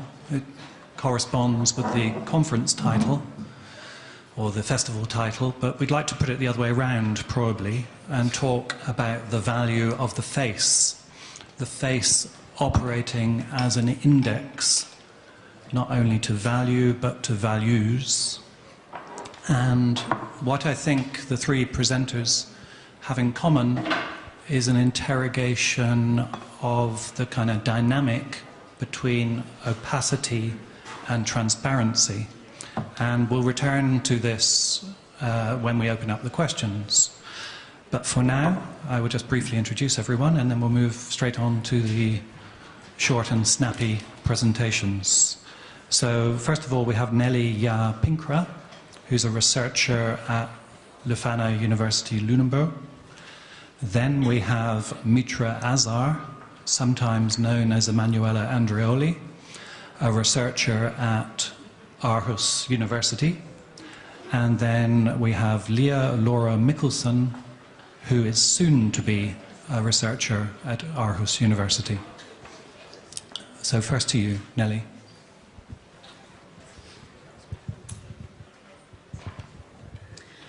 Okay, hi everyone. I am looking for opacity.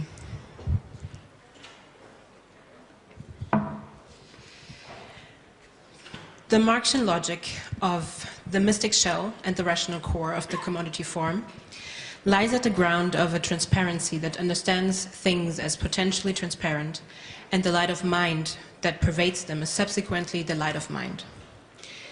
It is the rational light of enlightenment. Nothing is left to be dark.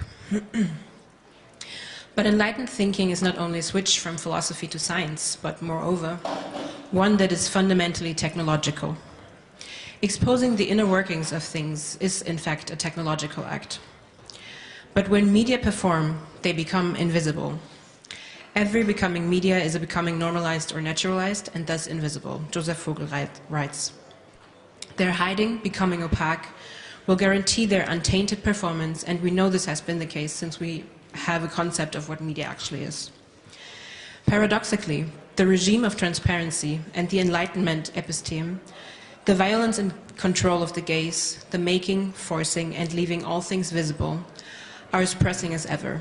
And they are enforced by these same covert media and technologies in dimensions that capture language or languages, identities, bodies, and geographies. What do we make of these performative qualities of media and technology, namely, as Sibylle Kremer has put it, the absence and presence, the immaterial materiality, and the unmediated mediacy?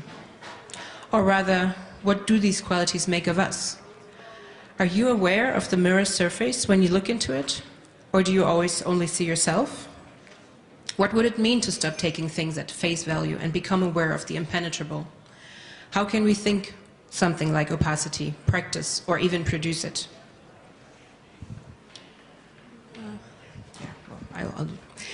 I'm reading and understanding opacity as a concept following the Martinian philosopher, cultural critic, and poet Édouard Glissant.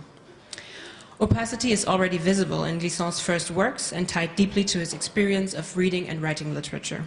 It is present not only as an object in his poetical and theoretical writing, but also as a method. It is actually a practice. Glissant applies it in his writing himself as a resistance strategy to then precisely in this writing conceptualize opacity as a strategy of resistance. There is hence a very creative and productive power to it. As a political strategy or as a resistance strategy, an early form of thinking the opaque shows in his literature via the literary involvement of marronage.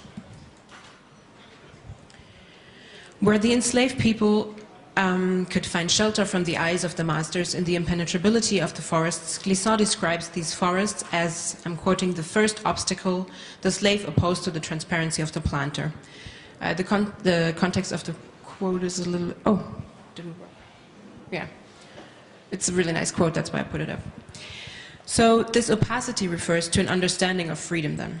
The freedom to be means to be moving in an environment where people can accept each other and live together without fully understanding each other or themselves. Or to put it differently, the freedom to exist occurs where people feel obliged not to become actually violent when they do not understand. As Fanon wrote in Black Skin, White Masks, I find myself suddenly in the world and I recognize that I have one right alone, that of demanding human behavior from the other. So a resistant mode that can be imagined through opacity thus functions epistemologically first in this approach. It grants the right to an unknowability of the self.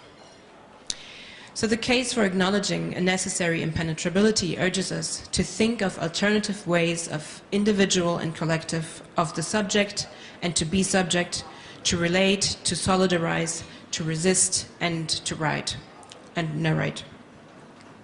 Let us follow Glissant's poetics and poetic knowledge, his understanding of and play with language, and his revolutionary concepts such as creolization and opacity. Let us explore the linkages to a cybernetic epistemology in which the black mirror actually becomes the black box, to computational knowledge and realities, and to contemporary politics. In cybernetic systems, control can be exercised without understanding the system. It remains, it remains opaque. It remains opaque while the exercising of control produces an illusory transparency. So all of this suggests we have to thoroughly consider the interplay of transparency and opacity with all of its contradictions and tensions. We have to think of concepts of opacity under contemporary conditions. And most importantly, we have to look at the practices that deliberately produce something like opacity, as well as those everyday acts and practices that did so all along. Thank you.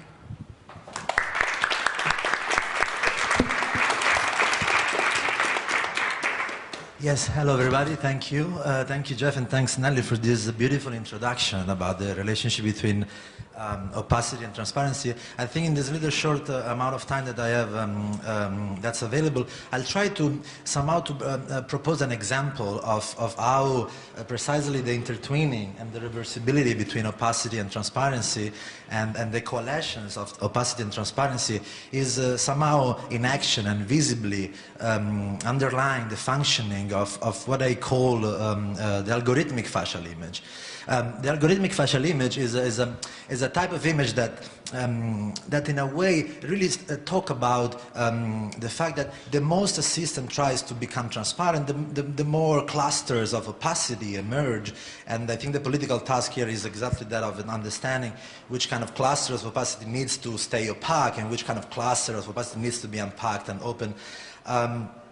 The algorithmic facial image, or machinic selfie for simplicity, it's an image that's connected to a fairly new type of technology, which are namely tracking technologies and face tracking recognition technologies that are currently developed and used in relation to security system, for example. So there's a number of examples, of course, the iPhone X, you all know that, that are built around the idea of the face as a place of unicity. So there's also an ontology of the face here that seems to point to the fact that the face is a unique object, and it's the immediacy of the face and the transparency of the face, in Nelly's term, consists in the fact that we can map the face and we can even build security system around the face. That's what's happening also in the case of MasterCard selfies technology to allow payments for users. And now what's interesting is that if this seems to be the dominant narrative, there is another type of technology similarly built on the same type of algorithms that produce a completely different understanding of what's the face, and also the sort of like moving from a security-oriented technology to an entertaining-oriented technology is one of the main differences in producing a different understanding of what the face is. A number of mobile apps for phones enable users to actually turn their face into whatever. Monkeys, cartoonize self, and scarily enough also the face of somebody else. Now in this specific example, what's interesting is that it's not possible really to recognize the original from the copy. So here we're really facing the face as a sort of immediate and given data, apparently, while at the same time being instead constructed by algorithmic layers of actually oriented to data extraction. We're going to go into this, which is actually my last point. I just want to mention quickly that, well, that's the Russian take over the algorithmic facial image. As you see, there's a different understanding, and the opacity seems to be the elements, again, emerging and obfuscating the face. The last type of technology that seems to me to produce this kind of image is technology that is somehow enabled to take a selfie of itself.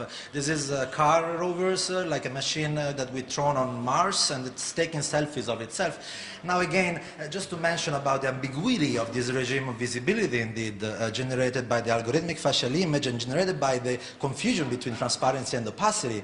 So it seems that the shrinking between the transparency and opacity is reflected into the shrinking between a regime of fiction and a regime of reality. The example of the face before, of course, but also in this specific case, a selfie, so-called Mars selfie, taken by stitching a number of shots that this machine is taking, and also by removing the extendable arms from which actually the shot was taken. So we have an image that looks immediate, for as much as immediate it can look anything coming from planet Mars, but in reality it's algorithmically constructed. How am I doing with time? Yeah, I'm finishing now. So to conclude, the confusion between fiction and reality and opacity and transparency seems to be extremely functional in terms of money value and data extraction and datification. To a certain degree, we can say that the immediacy of the face is very functional to his quick circulationism. In that sense, face seems to be one of the most valuable data online. And the quick circulation of the face, while keeping an appearance of immediacy, is in reality built on algorithmic complexity, which is eventually able to not only generate the image, but also to extract data from the image, extract data that are eventually oriented to build data selfie, which is the last consequence of this type of image. And that's my take on that, yeah.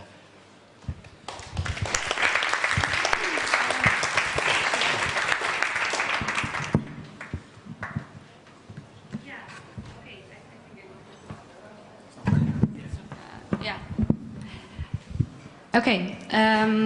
Yeah, the main question that I'll explore in the next 5 minutes will be this. Why do we see so many artists right now that are preoccupied with masking, camouflaging, and hiding? By posing this question, I want to think about what they are hiding from and why they are emerging at this particular historical moment. My answer, or my main answer, will be that these disappearing acts are responses to a physiognomic renaissance. By now you might think, what is physiognomy? So I'll try to answer that question first. Physiognomy is a very old technology that really blossomed in the 18th century. It's basically a technology of taking the face at face value, or taking the human at face value. Physiognomy is an analog version of what we, with a more generic term, call biometrics, and so it was a precedent of contemporary digital versions of biometrics. So today, post 9/11, we see several new kinds of digital biometrics able to scan everything from faces, fingerprints, and gait to vein patterns, heart rhythm, brain activity, and body odor. And these technologies establish a direct relation between appearance and identity. And at this moment, they are being implemented not only in iPhones and popular social media devices like Snapchat and Instagram, as we saw with in Mitra's presentation, but also in airports and at borders. They are being used for locating the so-called face of terror. I think it's feasible now to talk about a wave of artists articulating a resistance to these new technologies of visibility. They are practicing the art of masking and camouflaging. They are hiding and are coming together in the dark, activating an instability, a rebelliousness and stubbornness. They create shiny pink bubbly plastic marks, face dazzle makeup, silver-plated anti-drone codes, DNA spoofing, erase spray and fake face generating technologies to avoid something, to evade something, but what? I would say the renaissance of physiognomy, a particular coming together of digital biometrics aimed at making the subject transparent, a biometric regime forcing the subject to give up its identity and most intimate thoughts and intentions. Digital biometrics are taking biopolitics to a new accelerated level of network control, hypercontrol. And artists like Zach Blas, Adam Harvey, Heather Dewey Hackberg, Leo Salvaggio and Sterling Crispin are cultivating different strategies for shielding the subject and rebel against the biometric hypercontrol regime. At face value, most of these maskings seem like inadequate and impractical tools for hiding or bringing about a revolt. Some of them even draw attention to and highlight their subjects. But this might be just the thing we need. Maybe the clumsiness and impracticality of the masks actually reveal the usefulness of them. What if making a big deal out of the impossibility of disappearing while still stubbornly insisting on the right to do so is exactly what is needed? These maskings articulate an activist resistance to the ideology of transparency that runs through the veins of contemporary biometrics. They seek to interrupt the biometrically established relation between face and identity. They seek to break the faciality machine. And so I think they are beginning to activate a valuable counter-aesthetics, and the only thing to do in an age of digital biometrics might be to disappear. The only way to fight the return of old physiognomic logics might be to create new imageries that cultivate different logics and ways of relating than through faces and serve faces.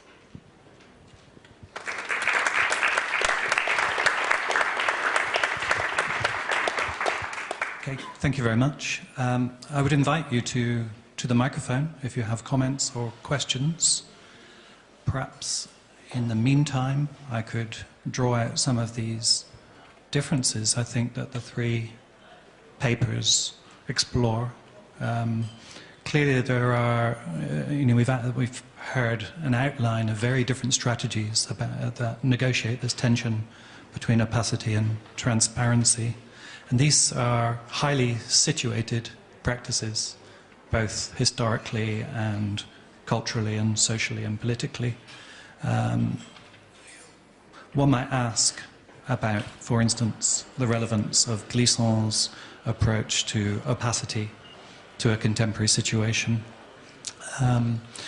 We talked about this a little bit, and we could draw out some of these differences and positions that you take on this, but we could also talk about how there's a temporality itself to opacity and transparency.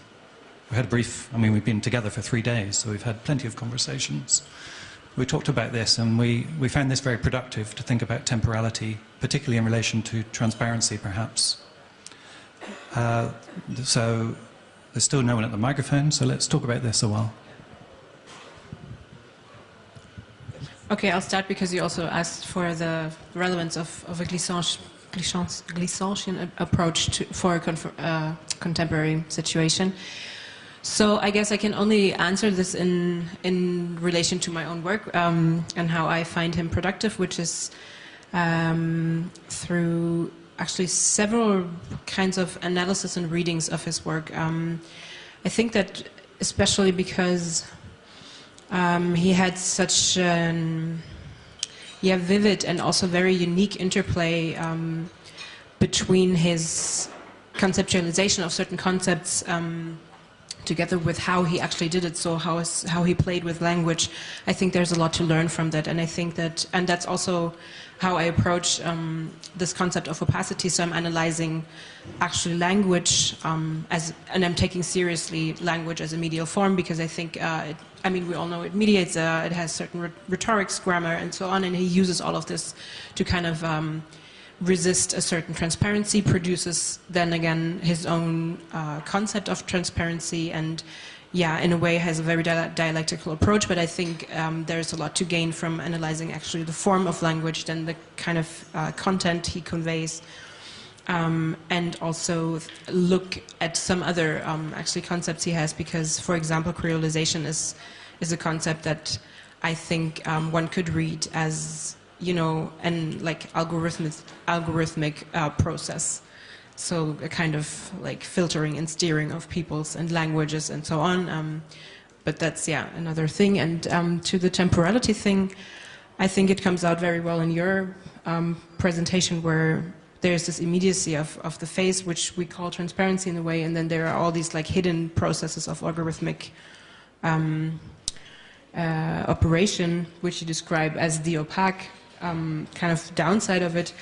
And I thought about this a bit further, because we talked about this already a little bit, and I find this kind of bringing in temporality interesting, and it might be something to explore. But then also I thought, I'm not sure if we could relate this transparency and immediacy with like speed or velocity, and then the opacity with duration, because the algorithmic processes still are super fast. And I'm not sure. I thought of this notion of Faisal Devji, who wrote in the Transmediale journal, who has these notions of surface and depth, and then thought about how this might be a bit more accurate. But yeah. Yes, that's a great point.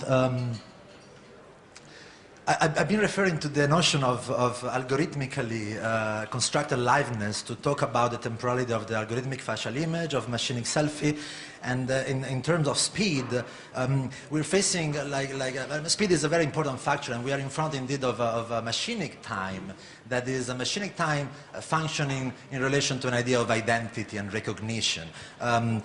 This is back forward for a second. I just want to mention this case, for example, here. This is a software that is capable of motion tracking facial movements of somebody's face and applying them in real time over the face of somebody else, given your friends or the President of the United States.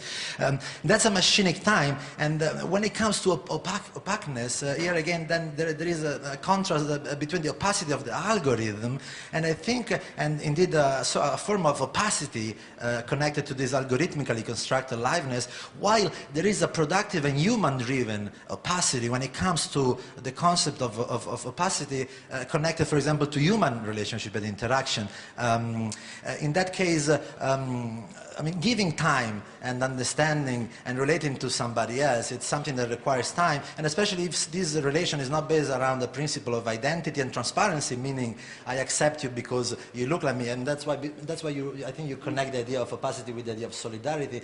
And again, back to the time, this idea of a temporal dimension, a durational, performative dimension of the human relationality that gives space to difference.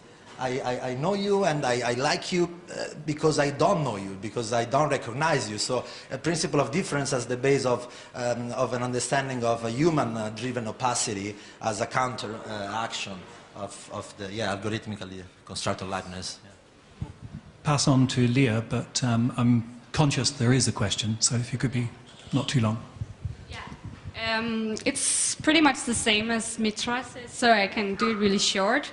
I think it's about, what I'm interested in is not only that these kind of technologies produce some sort of or it's not about security only, right? Like Francis said, it's about a certain way of approaching the human. So in reality, there is no, actually to bind up to that concept of temporality, there is no immediate sort of access to the human being, like Levinas would say. There's no face-to-face meeting where you could get an immediate understanding, full understanding of the human being. But this is what some technologies are right now propagating, right? That you could just immediately see what hides beneath the surface of a human being. So what I think we need is some sort of method for not taking the face at face value, or not taking anything at face value. Yeah.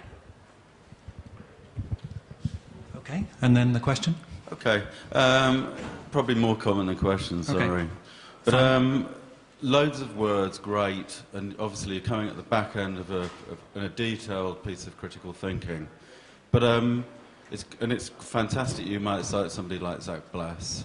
But I wanted to, in a sense, just point out some of the early practitioners that have gone both invisible and should be cited, actually, in this space. So I actually just wanted to mention Heath Bunting. And Heath Bunting, of course, has basically dedicated his life within this interplay between transparency and opacity. And that we should not forget the elegance of what art can do. Yeah, so I'm really kind of quite interested to tie this together with the previous panel, of where, of course, maybe in the early 1990s, we were very keen on a utopian move towards a collectivism. And, you know, it's very interesting last night to hear people kind of rediscover Marxism, mass, and it's great people are still thinking. But in terms of what the space in which artists, however you choose to define them, can occupy is extremely powerful. And that whether it's a strategy of assimilation, appropriation, infiltration, or actually sacrifice, sometimes that's what it takes. And I'd like to hear the word art used a bit more, I guess. So that's the comment. Okay, thank you. I think we have to end at that point, actually. We're out of time. Yeah, it goes so fast. Okay, thank you very much. Yeah.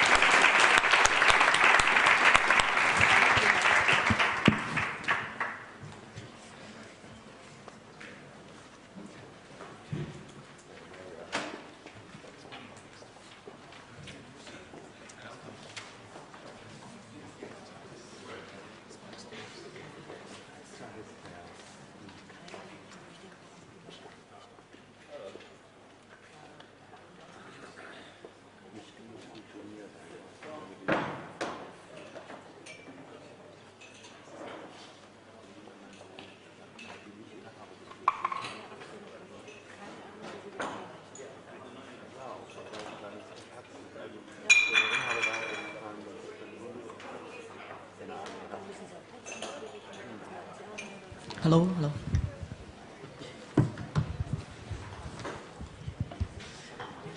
Hi again. So here with the fifth panel, the second last one. So we will be discussing the values of blockchain. So my name is Winnie from Aarhus University, who will be moderating this panel. So blockchains becomes a fairly hot topic lately, not only in regards to art circle, but also industry and other cultural institutions. In particular to cryptocurrency, peer-to-peer transaction, and the way how it disrupts the centralization of institutions via peer-to-peer network. So, which is actually directly related to the rethinking and the relations between power, hierarchy, labor practices, and technology. So in this panel, we have speakers, Kellen Bowden, who is an artist working on blockchain technology and thinking for around a year. And then next to Kellen, we have César Escudero. And actually the paper is co-written with Martin Netto, but he's unfortunately sick today. But I hope you will help to unfold some of the thinking behind both of you. And both of you are actually an artist and researcher working in the area of interface culture. And lastly, we have Margaret, who's the other side, who is the co-founder and co-director of the art collective Furtherfield in UK. But recently, you were also part of the editorial team who published the book Artists Rethinking the Blockchain, where I believe you will have a session in the coming days. So for this panel, they will present different strategies to problematize this upcoming or even the myth of blockchain technology that points to the question of time, linearity, liberation, and ownership, breaking the hegemony of totalizing blockchain values and discussing the implication of blockchain technology and operations. So we have Kalen.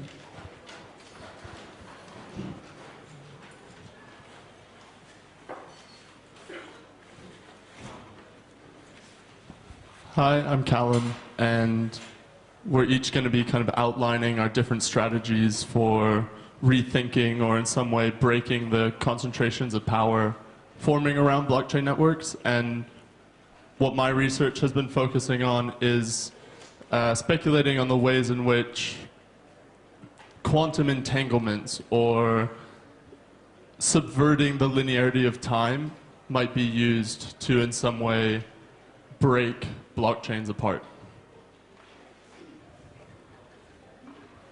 Time is political.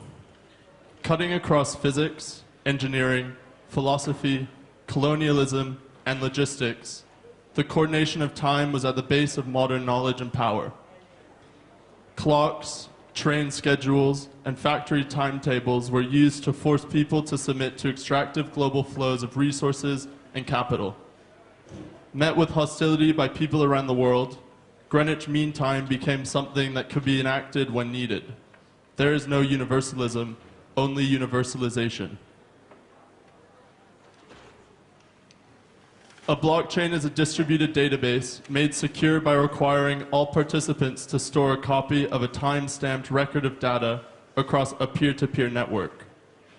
They enforce absolute succession through consensus, and for this reason, Nick Land argues the blockchain solves the problem of space-time. Bitcoin, the first blockchain, is seen as a liberation technology by some anarcho-capitalists for its ability to distribute power away from financial and democratic institutions to depoliticize capital flows. Each Bitcoin is backed by a chain of digital signatures, carrying its transaction history with it. Time, the arithmetic succession of blocks, becomes money itself. In the universe of the singular blockchain, there is one true version of history. The past is immutable, and the context in which the data is registered superfluous. Succession defends a particular brand of human biological and social exceptionalism that should be unthinkable.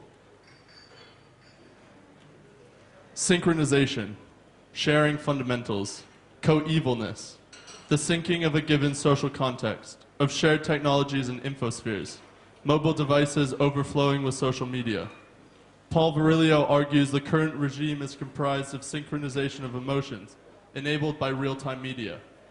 This leads to reactionary political responses and an emphasis on the short-term and immediate. A symptom of emotional democracy is FOMO, fear of missing out, which helps me to explain the rise of a financial bubble emerging around blockchain-based cryptocurrencies. Sharing the roller coaster of cryptocurrency prices pulls more people into the time as money machines for fear of missing the next great rally and chance to get rich quick. How can we break the hegemony of the next totalizing platform? Blockchains exert power through absolute succession, creating a depoliticized currency. Forking, alternative governance models, and scalable heterogeneous chains might be used to destabilize the concentrations of power currently forming around singular blockchain networks and their absolute times. If we are to distribute power along shared peer-to-peer lines, then it's going to have to be headless. Maybe what we need is something like an organizational guillotine, a post-capitalist hydra, or a Cthulhu chain. Thanks.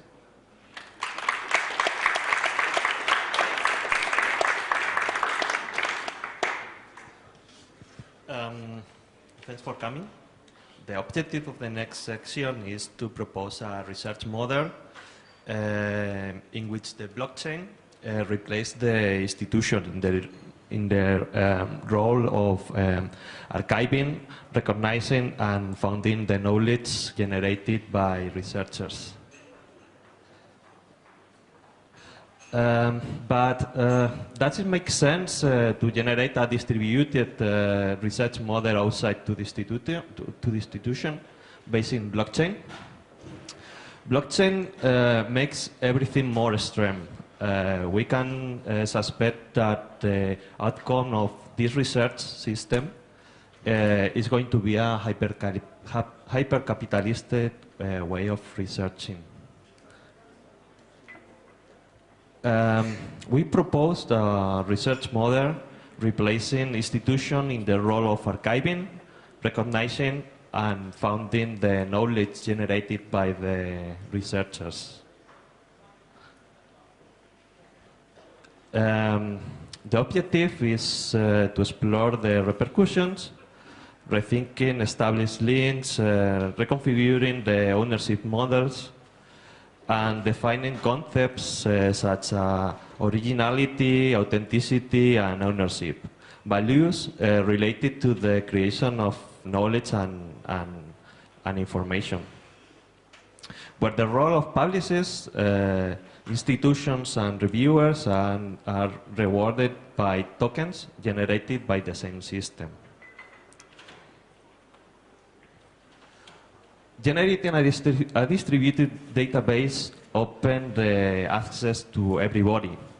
Storing archives in the blockchain allow researchers the access to paper without restrictions for institutions of government. Finding the way to evaluate restrict and originality is neat. We imagine an archive where papers are connected between other papers by citation, creating a network of recognition. Similar to Google PageRank, the more times a paper is cited, more relevant and greater recognition is considered to have.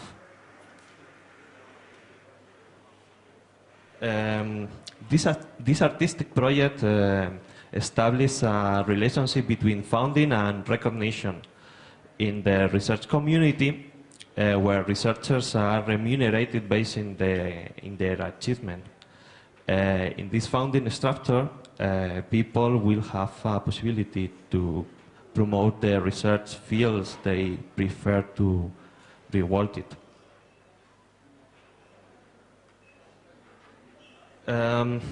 This research acts as a trigger for thinking how the lack of jurisprudence works in research environment, analyzing the consequence in advance. However, we cannot control how this research is going to happen. So, thank you.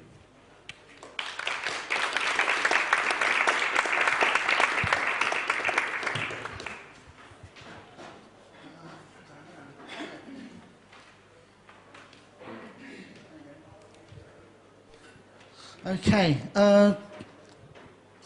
It's been really interesting exploring how to humanize the relationship with the blockchain, let alone technology, and let alone neoliberalism. And I think that I've had to go further back in time to try and find a place in my heart or soul so I can actually deal with the process of working in the blockchain, which I found very soul-destroying.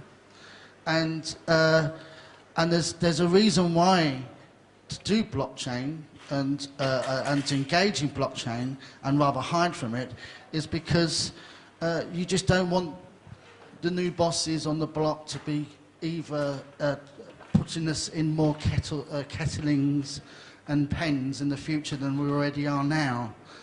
And so I've been thinking about unlocking proprietary systems, and 1649, Gerard Winston Stanley quote there says, "And assure yourselves, if you pitch not right now upon the right point of freedom in action, as your covenant have it in words, you will wrap your children in greater slavery than ever you were in."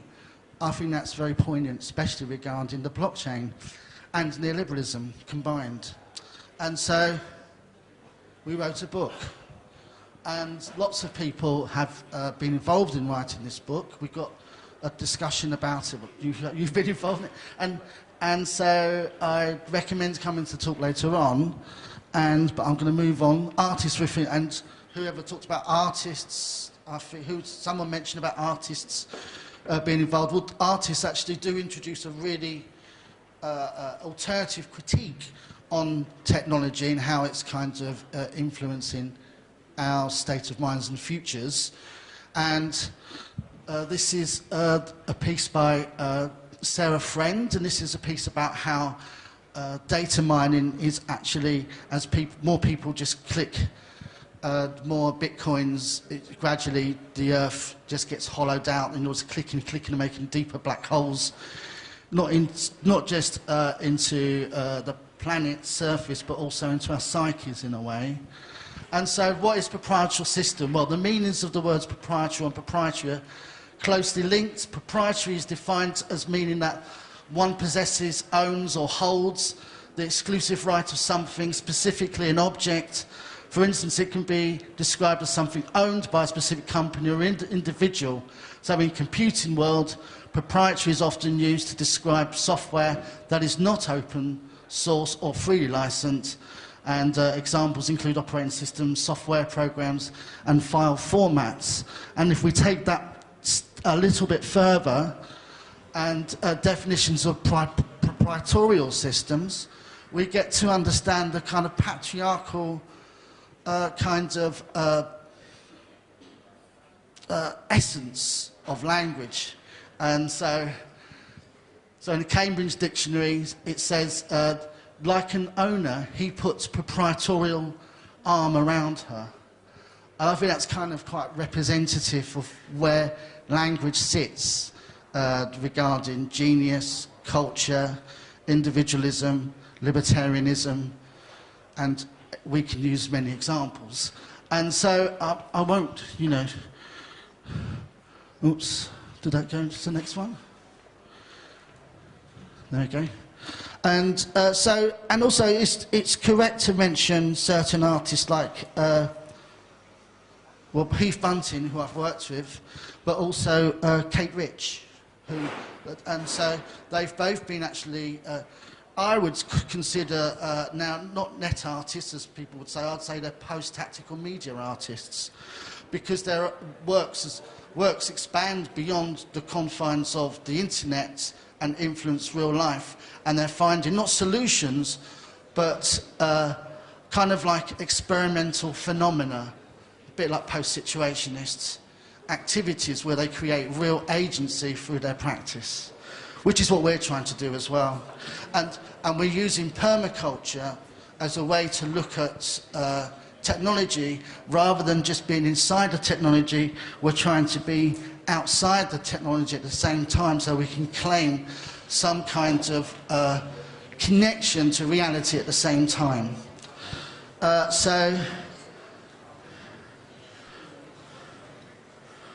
that's it.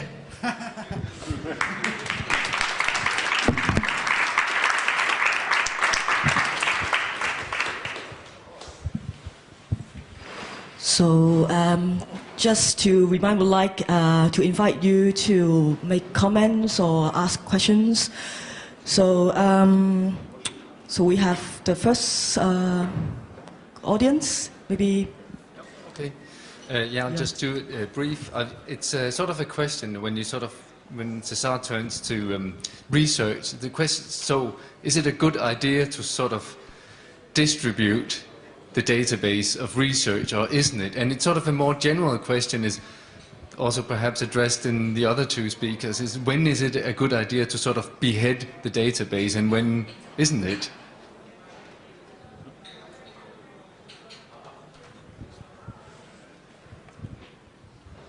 To be honest, I think it's an awful idea to distribute research. The objective in this speculative idea is just to show that blockchain, which is like transforming in a kind of Lyotard meta-narrative, is something which two faces in the coin.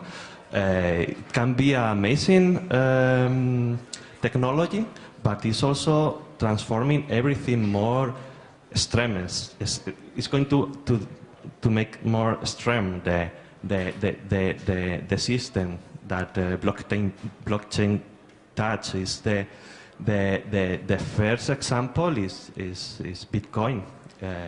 Bitcoin and blockchain appear together, and what Bitcoin is right now is in a system hyper-capitalistic, without any rule, without any government behind. What in the beginning was a really nice idea of decentralize and remove the control to the crisis of financial system, and giving this authority to different nodes or different algorithms, is transformed in something that is able to destroy the planet. For example, the network of Bitcoin is the biggest computer ever. So it's spending energy, for example, like a country like Denmark right now, but in 2020 it's going to spend energy like a country like USA. So it's good to figure out what is happening with this system, put it in the table before put it in the practice. Yeah, I think this question of when is it useful to behead the database, when is it not useful to behead the database, resonates with something we've been discussing this week around the term decentralization, which is often talked about as a value of blockchains for the way in which data must be stored by all nodes in the network. But as we see with Bitcoin and Ethereum, is this form of decentralization, technical decentralization, a political decentralization? Probably not. So what do we really mean by headlessness? Or, yeah, how do you instrumentalize that? And it was kind of, Mark was talking about how he understood decentralization as something very different to the way in which it's talked about by the people developing blockchains. And so, yeah, I think the strategies we develop to conceptualize the breaking of hegemonic systems is key. This is also the sort of question that I want to follow up on this as well, because I find what is interesting between three of you is like three of you proposing quite fairly different strategies in a way, also dealing with scaling issue as well. For example, like for Kellen, yours, you look into really the deep level of time, machine time, and a particular mechanism of like fogging, so sort of very, another micro scaling in a way. While for CISAR, you have this idea of speculative thinking, focus on this repository of peer-to-peer database in a way. And while Marx talk about this turning into tactical media, or maybe more like a bottom-up grassroots approach in working with blockchain technology. So I'm just wondering whether you have anything you want to elaborate or say upon your strategy in relation to this scaling matter.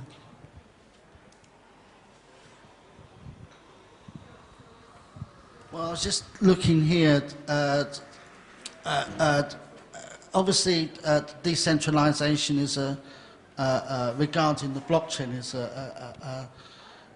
lauded as a libertarian kind of initiative, and as in decentralizing powers around traditional state banking systems. And yet my issue with that is that is it merely that they're decentralizing the banks and bypassing centralized banks merely as a ploy for yet another group of elites to dominate our technologically related futures? And I just think that I don't trust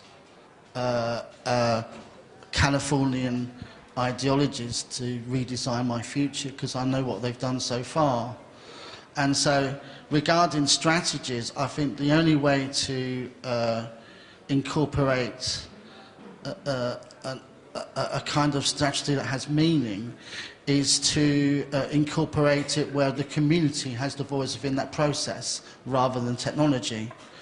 And so, for instance, like Faircoin and Fair Co-op in Spain, they've got an actual existing community of 600 people where they're actually they've incorporated processes of self-rule using the blockchain. Actually, hacking the use of the blockchain, because it's not actually a pure use, but I can't go into that detail right now. But I'm excited by those things. That excites me. So when you see everyone saying how amazing technology is, well, I step back a bit and I just think of people like that, and that they're the people that I'm going over there for a month soon, going to be working with them. So I find those type of people really exciting. In my case, the strategy is really rude, it's really directly, it's just rethinking the consequence before launch this system. Of course, in both sides, because also blockchain technology have a lot good opportunities for another field. No, it's incredible what blockchain technology can do in the field of medicine, in the field of communities, in another fields. But as every technology appear, it should be rethinked, it should be embedded some ethics and philosophy before to launch this technology to the society. Yeah, I just wanted to say that for me it's about investigating the kind of cracks within a binary system, the borders of the totalizing platform, and trying to intervene within that space, so actively developing alternative interfaces. Yeah. We have one question from the audience. Yeah. So how can we do all these things and perhaps popularize, let's call them fair currencies, if perhaps the problem is that each one of us wants to buy a BMW, which only works on the premise that no one else has a BMW? I mean, BMW is only an example, but we might be guilty of other pleasures that no one else can have.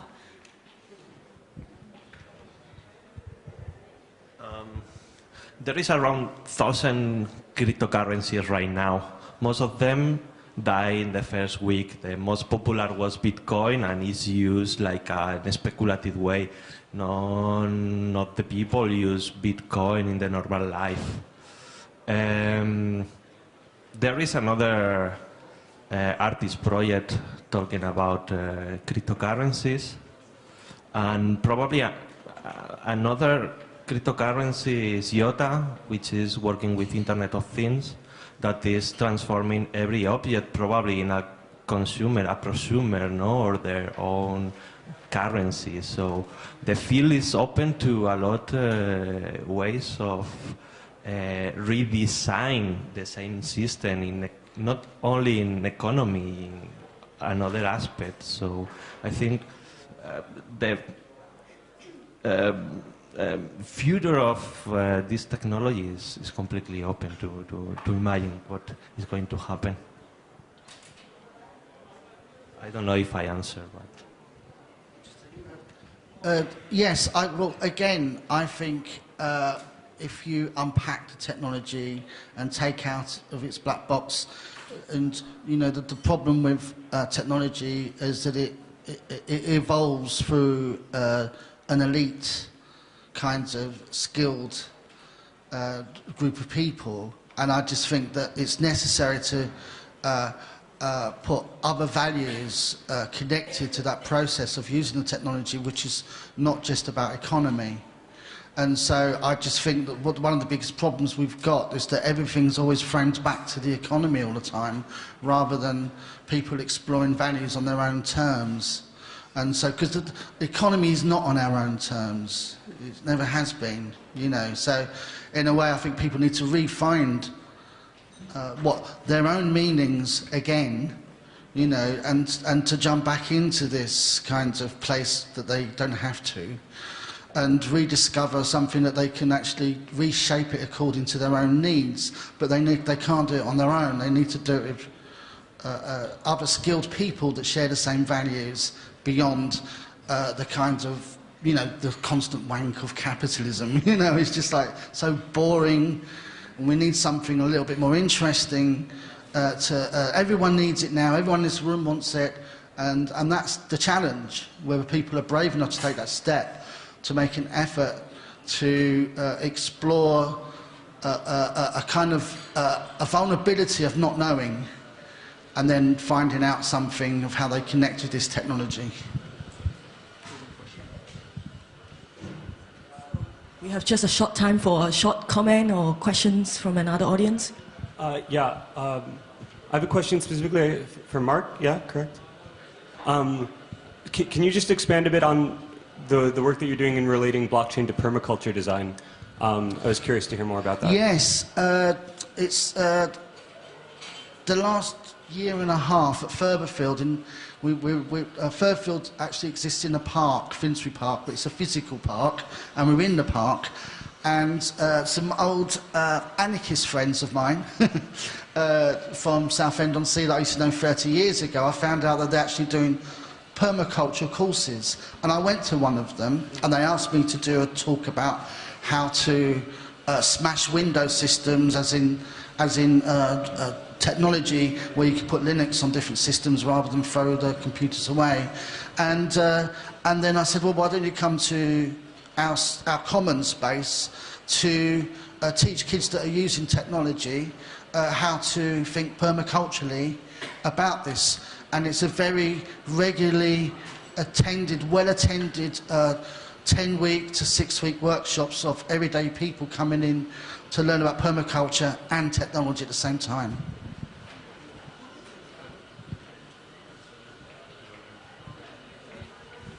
I'm sorry we have to end the discussion, but thanks for the questions as well as the speakers.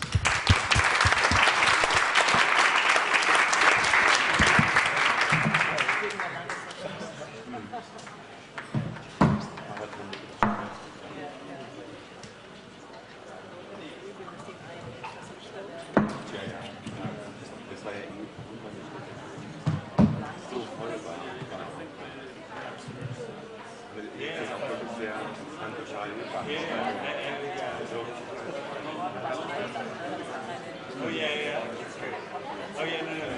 Okay, let's do it.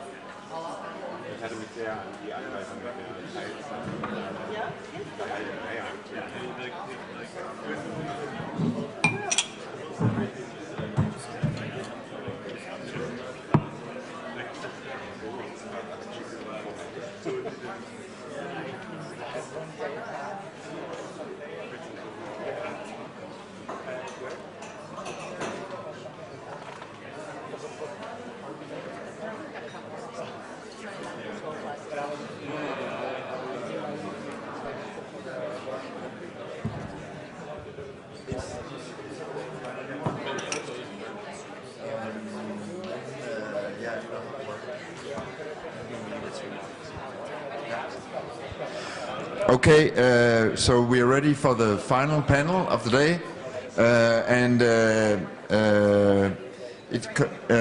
in the panel we have Joanna Moll, who's an artist researcher based in Barcelona and also here in Berlin, and we have Tigger Brain, who's an artist and environmental engineer, and also an assistant professor at the New York University. And we have Francesco Sebragondi, who's an architectural researcher and working at the forensic architecture at Goldsmith University of London. So we're gonna start with Joanna Moll, but it doesn't show. Oh shit! No. The trouble is that it shows on my screen and not on the. Yeah, can you?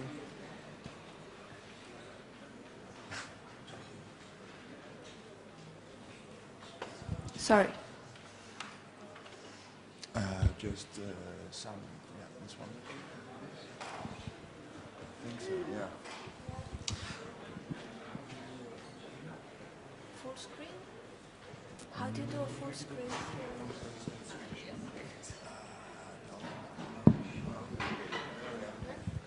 Okay, we're ready. Go for it, Joanna. Hi, well, we're going to talk a little bit, because it's short, about the internet. And basically, like the internet, it's sort of the biggest infrastructure that humanity has ever built, yet it's the most invisible one. Yeah, it's we don't really see, like maybe we can see some routers, for example, here, and all the devices, but all the infrastructure that is in charge to transport information is mostly unnoticed by the majority of its users. Right? This is the internet. I mean, I guess a lot of people here already understand what the internet is, like a lot of cables together. People inside the internet trying to make things work. I think this is a very crazy picture. Yeah, because you understand how complex this infrastructure is, and then when you see these images, you wonder how come the internet is working. Yeah? But it's not that it just hides its infrastructure, it dramatically hides its material impacts, the internet. Yeah. For example, this is a research that I found December last year. It's done by a Dutch researcher, a woman. And she stated, or she found out that the mobile industry was already the most polluting industry in the world. Yeah, and I was quite surprised about this, even though I know how much polluting the internet is. In 2008, for example, the internet was emitted more emissions than the aviation industry, which equal more than the 2% of the global emissions. But this, in 2007, the mobile industry surpassed the meat industry, housing, transportation, and coffee, which I was also very surprised that coffee was even higher than the aviation industry, by the way. But why is that? Just you need to take into account that an iPhone, for example, back in 2000, I think it's a study that Apple released, it had more than 10,000 parts. Those 10,000 parts came from more than 700 different locations and were assembled by more than 300 pairs of hands. Yeah? So imagine the amount of resources needed to produce just one iPhone. It's quite insane. But it's not just about the materiality of how we produce devices. Also, data is highly polluting. And something that is not so evident. I did this, this is a project I did. It's in my website. Actually, I have the URL here if you want to see it. But this project sort of counted the amount of emissions derived from the global visits to google.com per second. Yeah? And I would wonder where did you take this number from? Well, this is something I won't have time. So there is a study that was published in 2008, I think it was like the Berkeley University in California, stated that 1 megabyte of information, to transmit 1 megabyte of information equal to 7.72 grams of CO2. And if this transmission was carried out to 3G and 4G networks, it was 4 to 5 times higher, right, the number of emissions. And this is something that is highly unacknowledged through interfaces. Because at the end, I mean, our internet and network ecosystem is quite big, but we just access it through interfaces, right? Like graphic interfaces and physical interfaces. That's how we operate within it. And these interfaces tend to obfuscate the material reality that lays beyond the interface. And I think that's something that's quite urgent to address, especially because it's previewed that it's expected that in 2020 or 25, the internet is gonna swallow the 20% of the global electricity production, which is massive. So, well, how much time I have? 2 minutes, okay. In terms of how art has raised awareness in such topic, there is not many people that work in the data side, but there is a German artist which is called Michael Saupt. Actually, he's in Berlin, and he has great work. He did this in 2009, which equaled, basically that's the amount of code needed to serve 1 million views of the trailer of the movie Avatar. You remember Avatar, the movie with the, well. So this amount of code needed to burn to serve these 1 million views. Yeah? So basically it's like, I think it's very interesting because it goes out from this non-tangibility to a massive, tangible, huge cube of coal. Yeah? Well, this is, we don't have time to, I'm not going to read everything, but number of devices connected, it's going to be 3 times the global population by 2020. Just for me right now, I have 3 devices connected to the internet, and this number is likely going to increase for all of us. Well, this is a very funny anecdote, but it was said that to watch 10 minutes of these cute cat videos in the internet equal to 1 gram of CO2 every 10 minutes. And this is just a fun fact.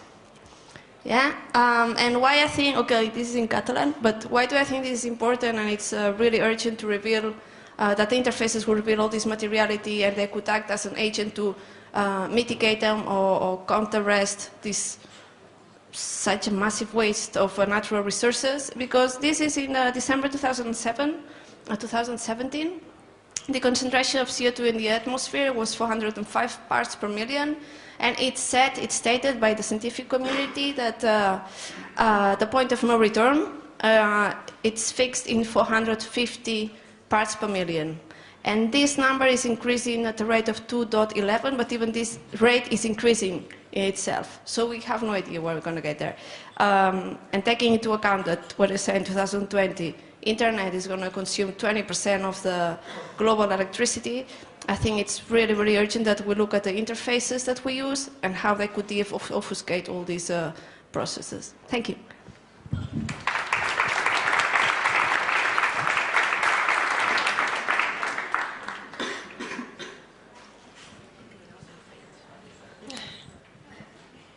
Hi.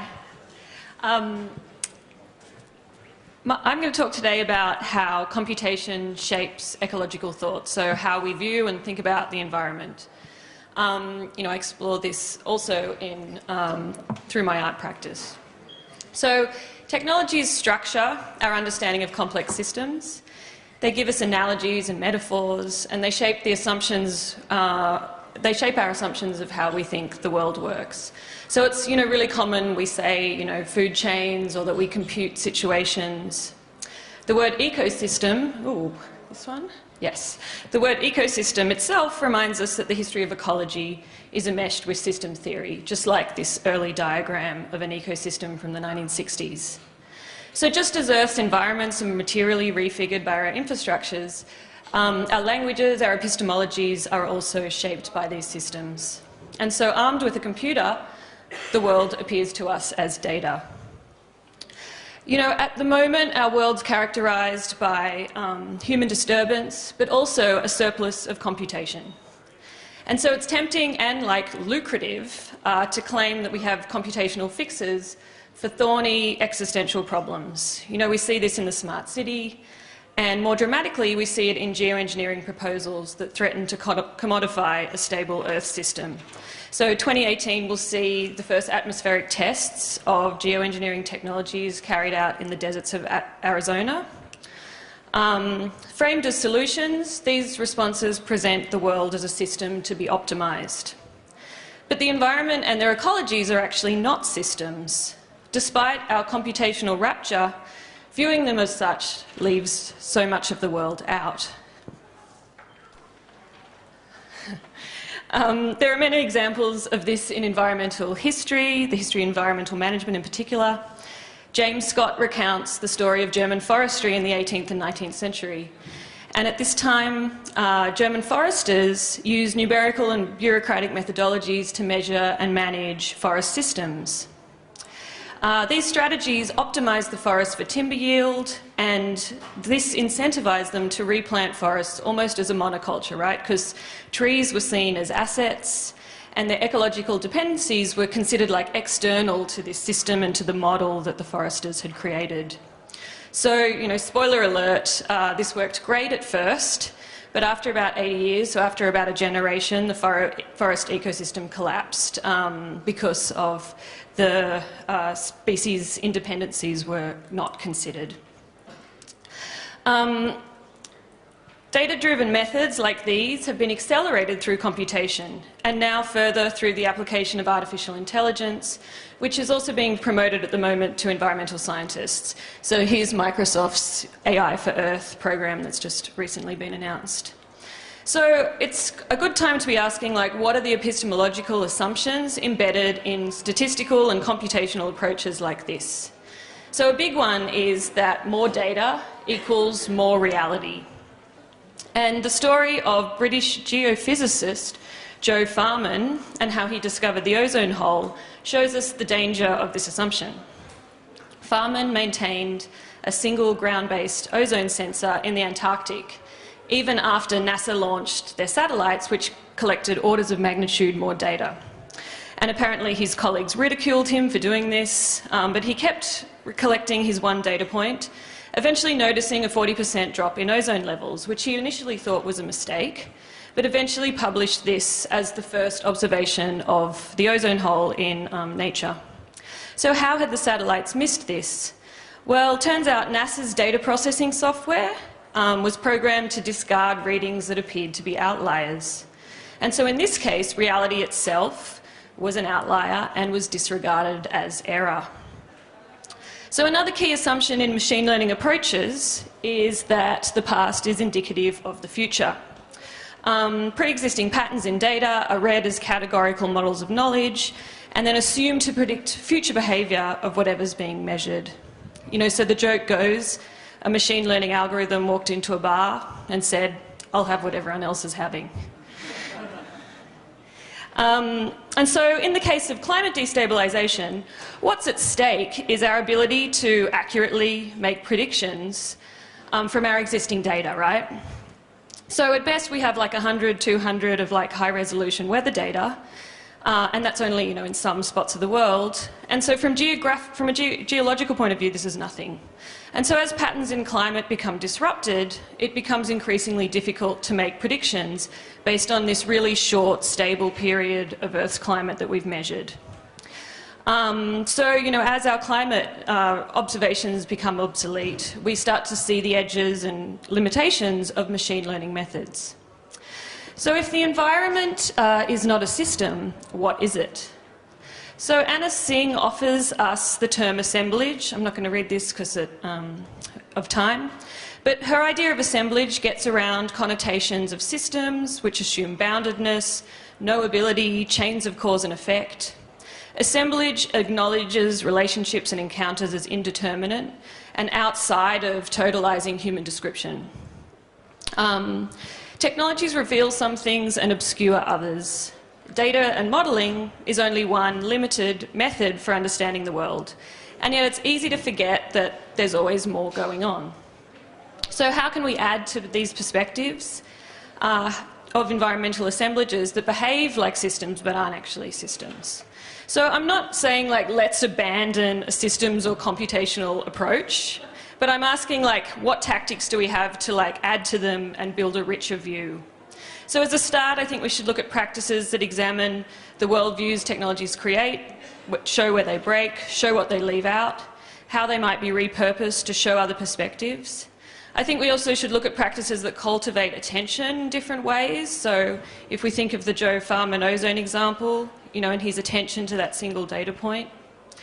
And some of these practices are what I call eccentric engineering. So practices that blend scientific and conceptual languages and that reveal technologies, like particularly computational technologies, as products of culture, ideology, and as just one way of seeing the world. Thanks.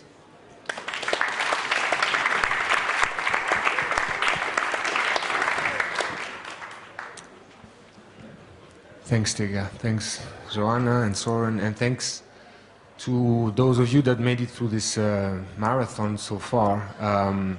I think I'm the last one, so you know, hold on. The end is near, but also I'm afraid we're not going to end on what is exactly a light topic, as you will see.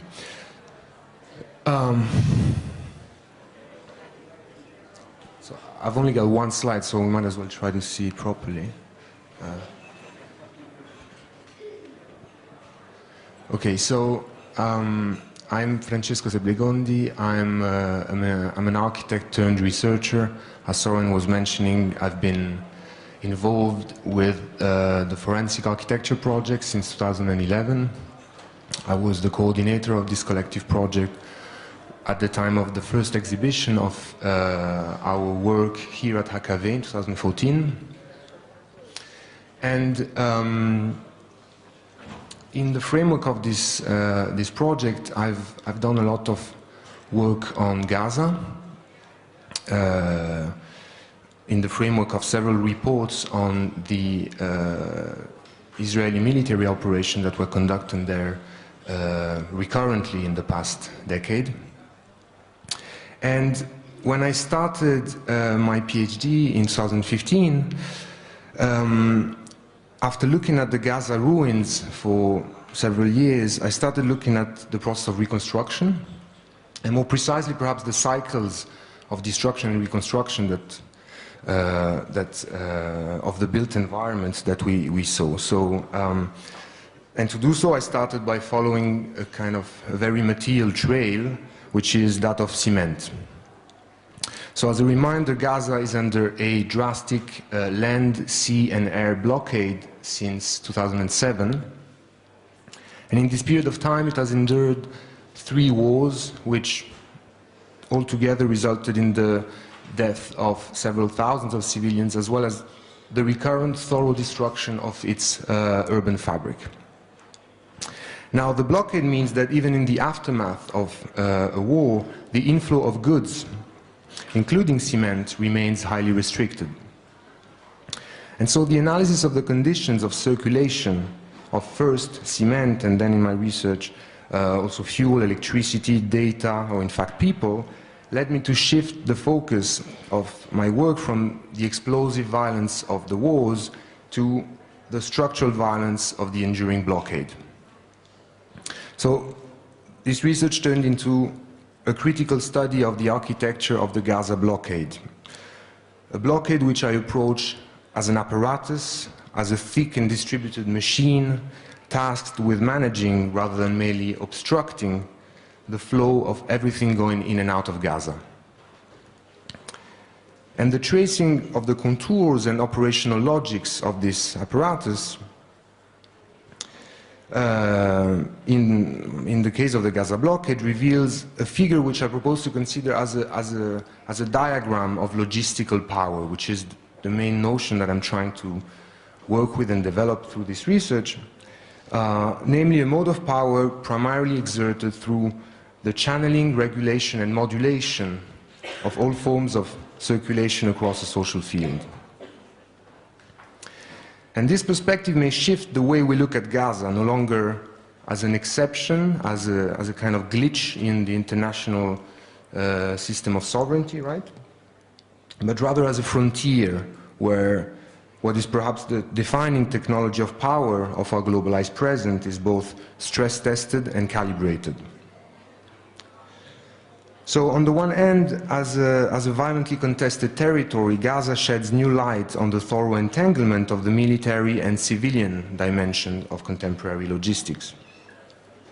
But also by grounding the argument in Gaza, which is rightly associated with the process of fixation, I want to emphasize a point which I think is critical to the understanding of the political dimension of contemporary logistics, or at least in the way I propose to understand this notion, namely that logistics operate as much on the acceleration of certain flows than on the impediment of others. And so, in fact, the spatial and political technology used to obstruct circulations in and out of Gaza shares much in common with the one tasked with lubricating the flow of goods, capital, and labor around the world. And in this perspective, perhaps the blockaded Gaza Strip can appear as an inverted image of the logistical zone. So, building upon an emerging body of research and literature on the relation between contemporary urbanism and logistics, I try to turn to Gaza to investigate a darker image of the smart future anticipated by the rise of logistical power. So, among the many different aspects and character of this of logistics as a political technology, I guess a key one is to displace the effective locus of power from the center of the territory to the border. And here again, the border should not be understood as a mere obstruction, but as something, in fact, as a filtering device, right? As an interface, as we've discussed before, that enables the particular kind of differential circulation that characterizes our globalized condition. And this shift to the border, to the interface of this effective locus of power calls, I think, for a number of realignments within the theoretical framework with which each of us may think of political practice. Because the logic of gathering, where politics are articulated through the confrontation of primarily discursive practices, shows many signs of exhaustion, right? It's quite evident in the extreme case of Gaza, but of course also in many other contexts much closer to some of us here. So perhaps to complement, and I'm finishing, to complement our customary politics of gathering and discourse, I would pose it as a question: when can we imagine, can we deploy a form of politics capable of acting within and through dispersal, of acting upon our proliferating borders, of affecting our pervasive interfacial condition, and of confronting logistical power through the redesign of its strategic circuits? Thank you.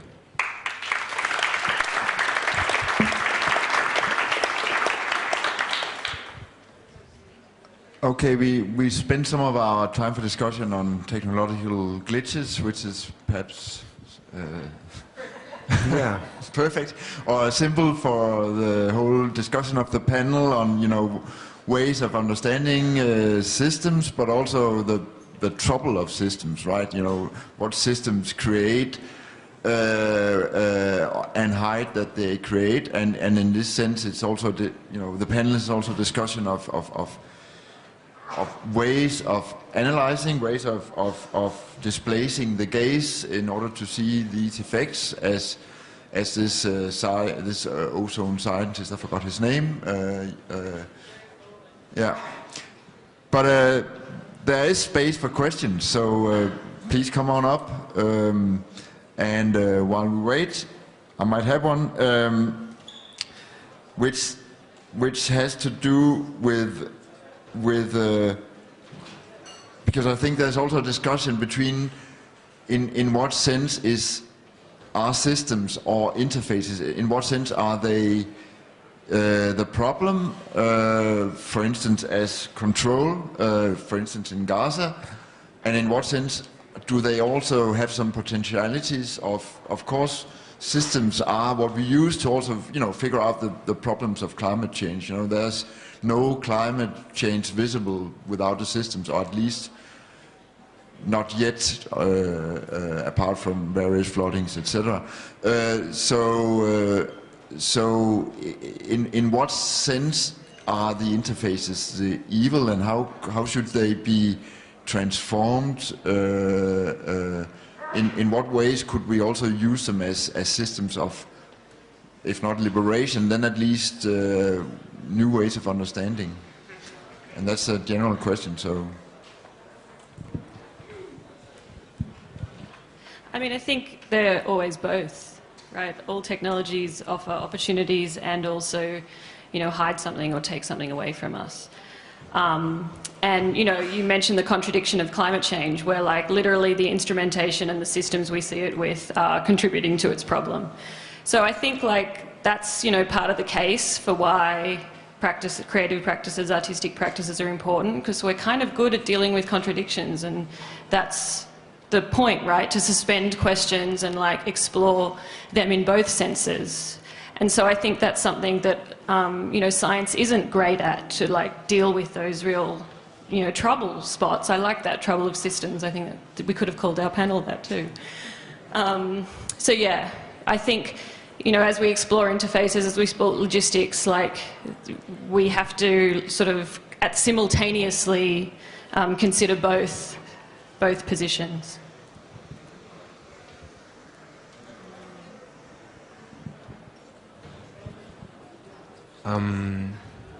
Yes, of course the point is not to simply point out to any evilness. I would just agree with Tega.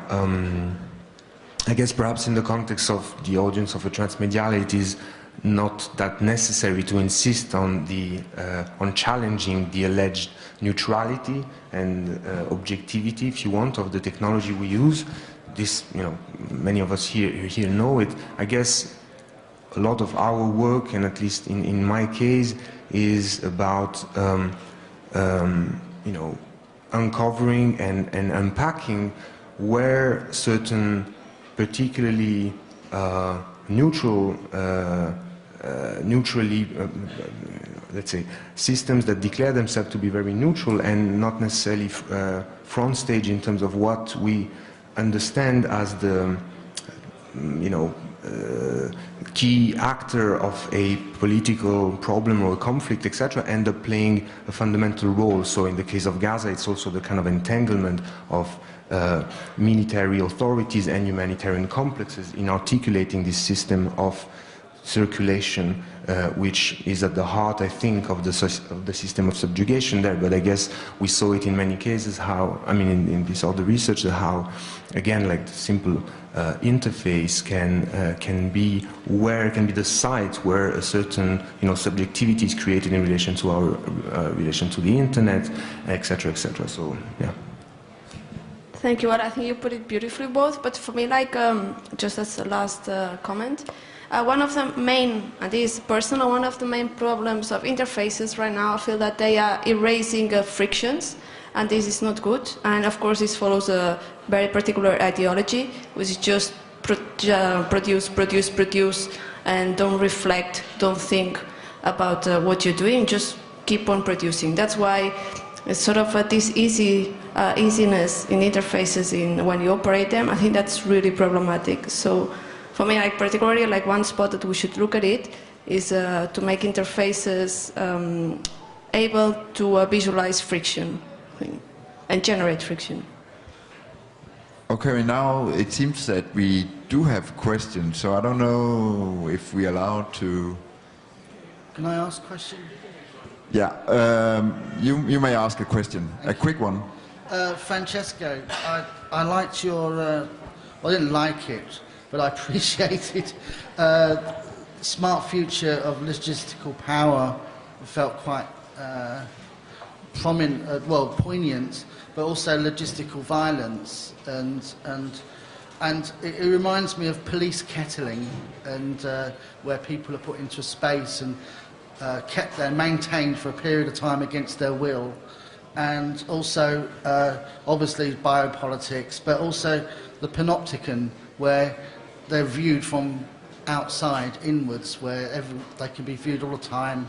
But also, what I really wanted to ask was, what inventive ways have the people that are occupied within this kettling process, are they finding a ways around it that you can mention?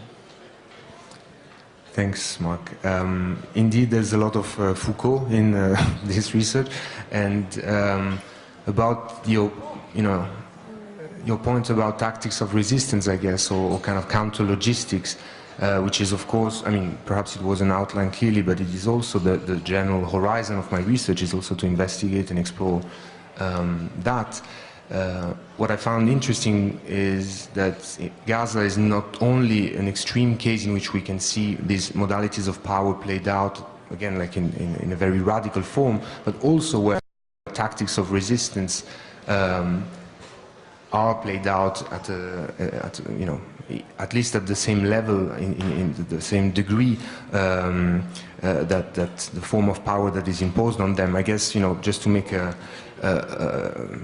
circling back to Foucault, who says that resistance comes first when he's discussing the fact that there is no power that is completely that has a complete and total subjugation dimension, right? But that is always, the power is always reacting secondly on a resistance that comes first. So in the case of Gaza, I don't know, the one I would mention among many different forms of resistance, which I found particularly interesting, is the digging of tunnels. It is very literal here, but in the context of a system that kind of established the constraint, the sort of kettling at a very territorial scale, the tunnels becomes like a very kind of fundamental challenge to this form of power. And I think, if you see it as a form of territorial hacking, then I guess there's many different forms of hacking out of the systems in which we're cornered in that we can imagine. Thank you.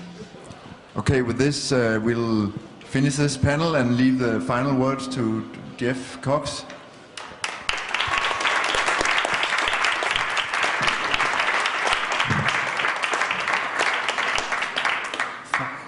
Final words. I mean, I just want to spend a little bit of time thanking everyone and trying to stress some of the findings, if you like, of our workshop and this session. We've heard a lot about different kinds of values, but I guess we're trying to stress in this workshop the possibilities of thinking about research values in other kinds of ways, to think about how values produce certain kinds of value in research, if you like. To discover entry points into thinking differently about epistemic value, if you like, to perhaps get away from some of the concentration on use value, exchange value, and surplus value. To think about this very much in the context of cognitive capitalism and the knowledge factories in which we research. And then to open up some of these tensions. I think there were some fantastic phrases that were used. This ability to be able to work, for researchers to work with unresolved tensions, or this idea, of course, of staying with the trouble. That's also something that's strongly come through. Or the putting ourselves into a space of vulnerability with not knowing as much as knowing. Anyway, one could go on, and I'm sure you could add to the list as well. But perhaps we also need to emphasize that this workshop has been part of a process which doesn't end here. Participants will continue to work on their papers, develop them, exchange ideas in the group. Value of itself, of course, is a social form. We've strongly emphasized this in the workshop in different kinds of modalities, this being one of them. And there's lots of work to be done, you know, both in the continuation of the individual research projects, but also in terms of trying to work with this set of problematics that we've dealt with today. Of course, if you haven't seen already, please pick one of these up.